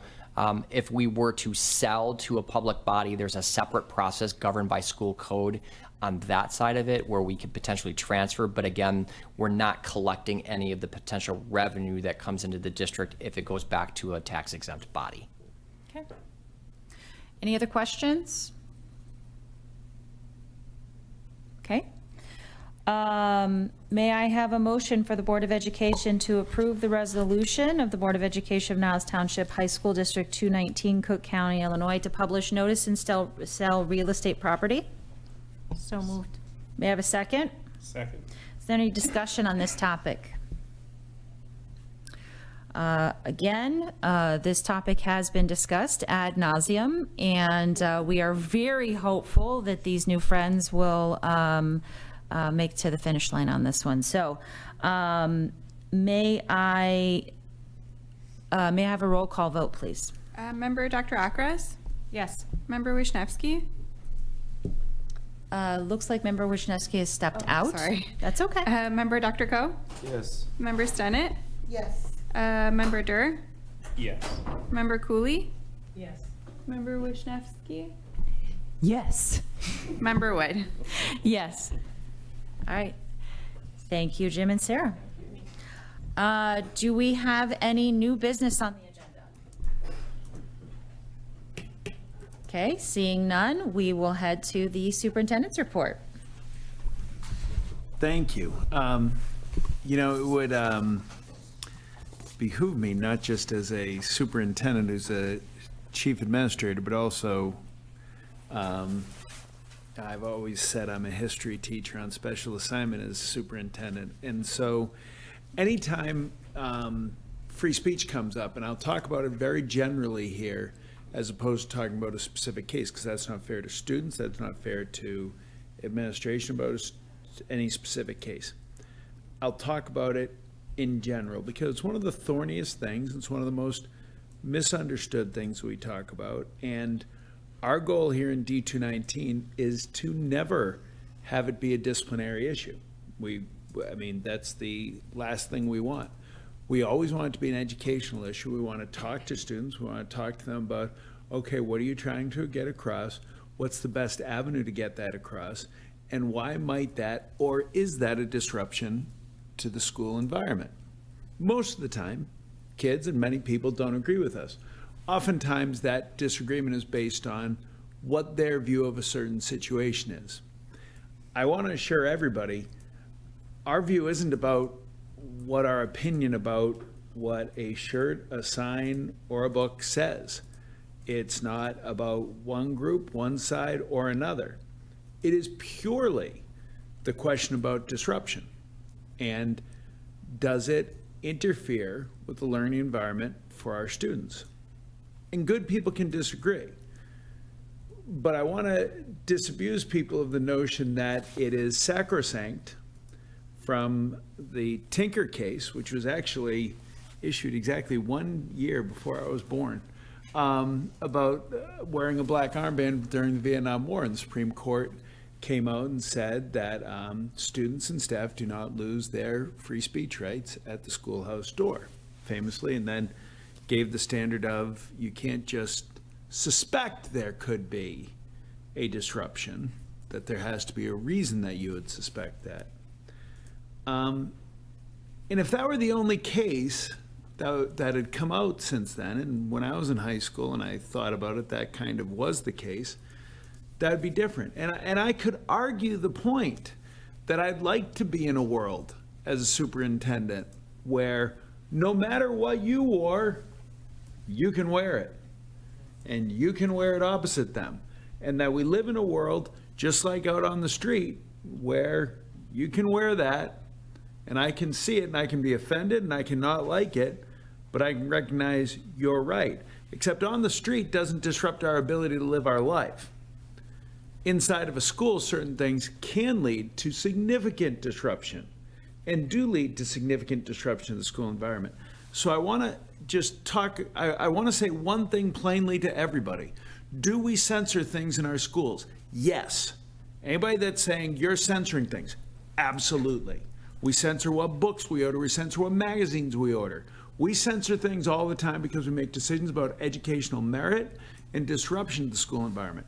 This community, I always say, I could only work in a place where I echo the views of that community. And this community has been very clear to me, especially over the past couple years, that what they want to focus on is academics. That what they want to focus on is students getting to their classes, student learning, student being prepared for career and college. And they also want opportunities after school for kids to be involved in clubs and activities where views, expressions, and people can combine and get to know each other in different ways. And certainly in class, we will read things and we will be exposed to history and different ideas that make us question not just who we are, but who somebody else is and how we get along in this world together.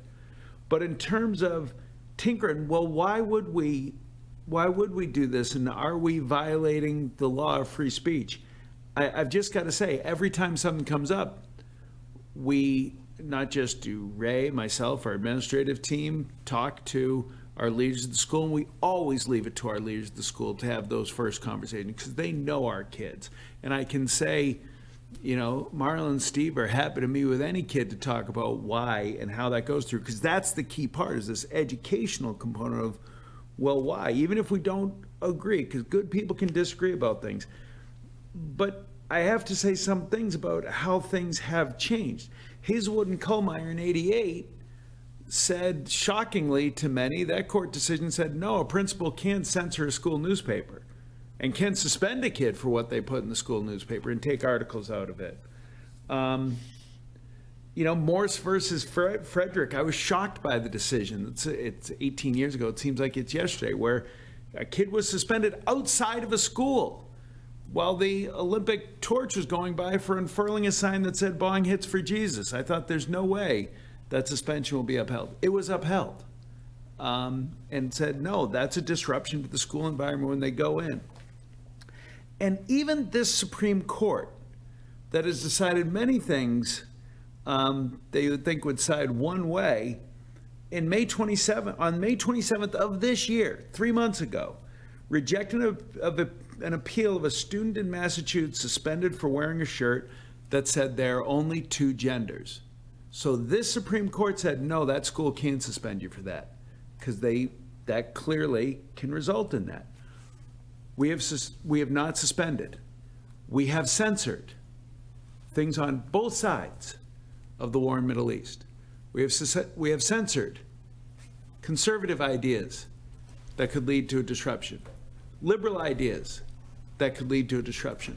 Not everything, and believe me, most administrators would say they'd rather not have to make these decisions, but they do. But we try to do it through an educational manner, and I want to say one thing on top of it.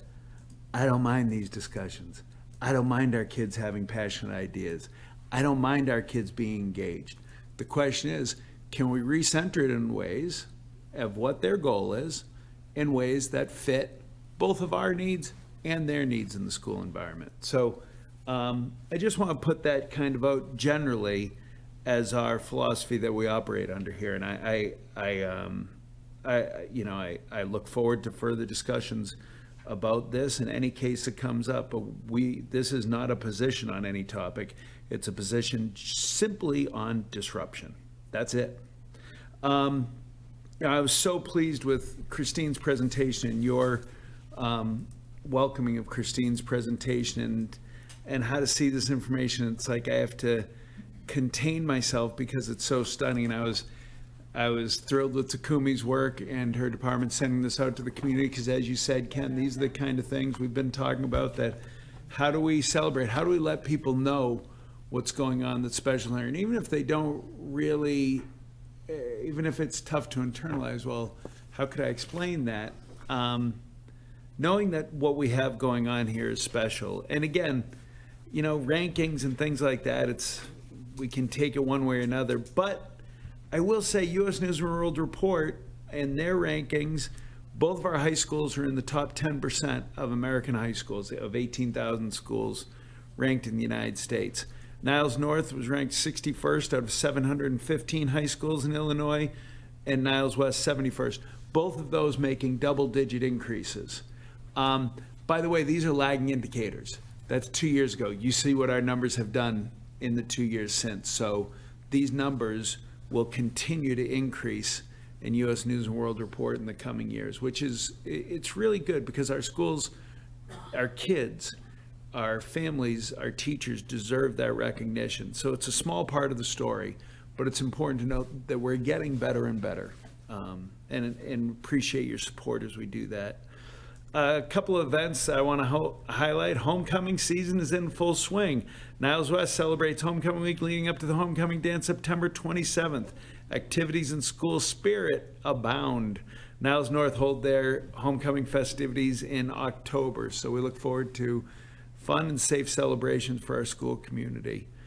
And as we talk about Building Bright Futures, I want to talk about our Building Bright Futures events next week. We have community events taking place to support our strategic planning efforts, to talk about how we continue to build these in the coming years, to have a strategic plan going forward. So this will take place on September 17th at Niles North and on September 18th at Niles West. We hope students, families, and staff take the opportunity to share input. Details are available on our website. We look forward to seeing you there, as well as some board members that will be helping to lead those discussions. So that's it for me. All right, thank you, Tom. Now we're on to board committee reports. I've asked each committee to report out in a very brief 1 to 2 minute summary about what was covered in the last meeting since we met last. So Candace is the chair of the facilities committee. Can you give a brief 1 to 2 minute summary? Yep, we talked about the construction. So at that time, we saw new pictures. I'm sure I've seen it progress already, but we saw pictures of it, of both at the school and then the other facility. We did briefly talk about the Howard Street. So now we have, we had ideas about what we would do with it if we didn't sell it. But now if it's gonna sell, then, so be it. We also talked about briefly the pool that was brought back up, and how much that would cost. It was substantial. And we kind of we talked about some ideas of what we could do with that amount of money, $30 million. What are other things that we could possibly do that would benefit more than just maybe a new pool when we have a functioning pool. So that was kind of what we mulled over. And we said we would go back to the drawing board and look at it again and kind of see what we could do that would make sense, for that amount of money. Awesome. And facilities meets next again on Monday, September 15th. Yep. Wonderful. Finance committee, I'll report out. We talked about the vehicles that were approved actually today. We also got a brief update about Quest and our ongoing relationship with Quest. They're slowly coming around.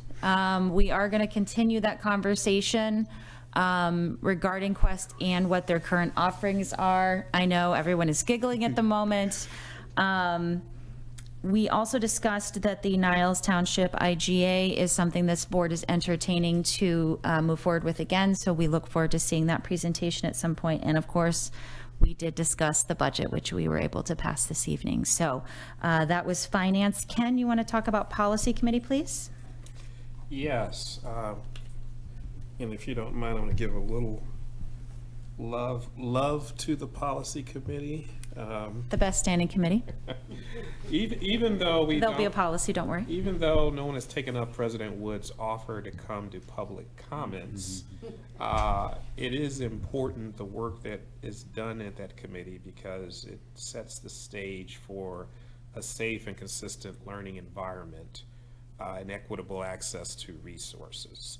So that's why we've made an investment in February collaborating with IASB to customize and modernize the district's policy manual, aligning with legal standards, district-specific practices, and community values. So we've been, going through multiple sessions to redline the policies across all 8 sections. There's, district organization, board, admin, ops, personnel, instruction, students, and community relations. So last week we reviewed the last 3 of those sections, and there's very important things that are discussed in all of these policies. It's tedious work, but it is very important work. Our plans are to finalize all the sections and address some of the press issues at the next meeting, tentatively scheduled for late October. The goal was to have a clear summary of all major and minor changes for the board to be presented and to adopt this winter. Perfect. Thank you. Lindley and Candace, you want to present on the TLC? So a lot of what we discussed was the courses that they presented tonight. But we also talked about like brainstorming, where's my notes? Brainstorming ideas of things that they would want to look at and kind of a timeline of that. There was a lot of ideas. Some of them that I wrote down were, a big one they wanted to talk about was capstone, the school day bell schedule, possible block scheduling, homeroom advisory, the grading policy, course naming, like the cleanup on that, which they've already started that, cell phone policy. Those are all different things that people threw out their ideas of, maybe like one at a time working through it. Currently, obviously, it was, we were looking at focusing on new ideas and then archiving things. So then just talking about like a schedule of that and how the process hopefully will be aligned eventually by 2029, so that every time we're looking at textbooks and courses, it would all be like a nice cycle. So wonderful. So thank you all for giving these thoughts and presentations for as the committees. As many folks perhaps kind of tangentially acknowledge, but we should fully acknowledge, the work of the board is actually mostly in these committees and doing this somewhat, as Ken mentioned, somewhat tedious work sometimes. So I look forward in our October board meeting hearing from any committee that has met between now and then to make sure that we are all kind of kept up to speed on the general workings of what's going on. So one committee that we don't have listed on there, but I do look forward to being able to have that bigger conversation is actually the equity committee that is being currently rebuilt and reformulated, and I think into a very exciting conversation about how to ensure that every part of our conversation has equity infused into the conversation. So it's a very exciting piece that we will be kind of packaging together on our other meetings of the whole evening. Evenings where we have meetings of the whole, I should say, not the whole evening. So that being said, the information for FOIA, monthly financial report, EIS compliance, and 6-day enrollment, which is a fascinating report if you'd like to read it, and public disclosure of total compensation have been provided per the agenda. May I have a motion to adjourn?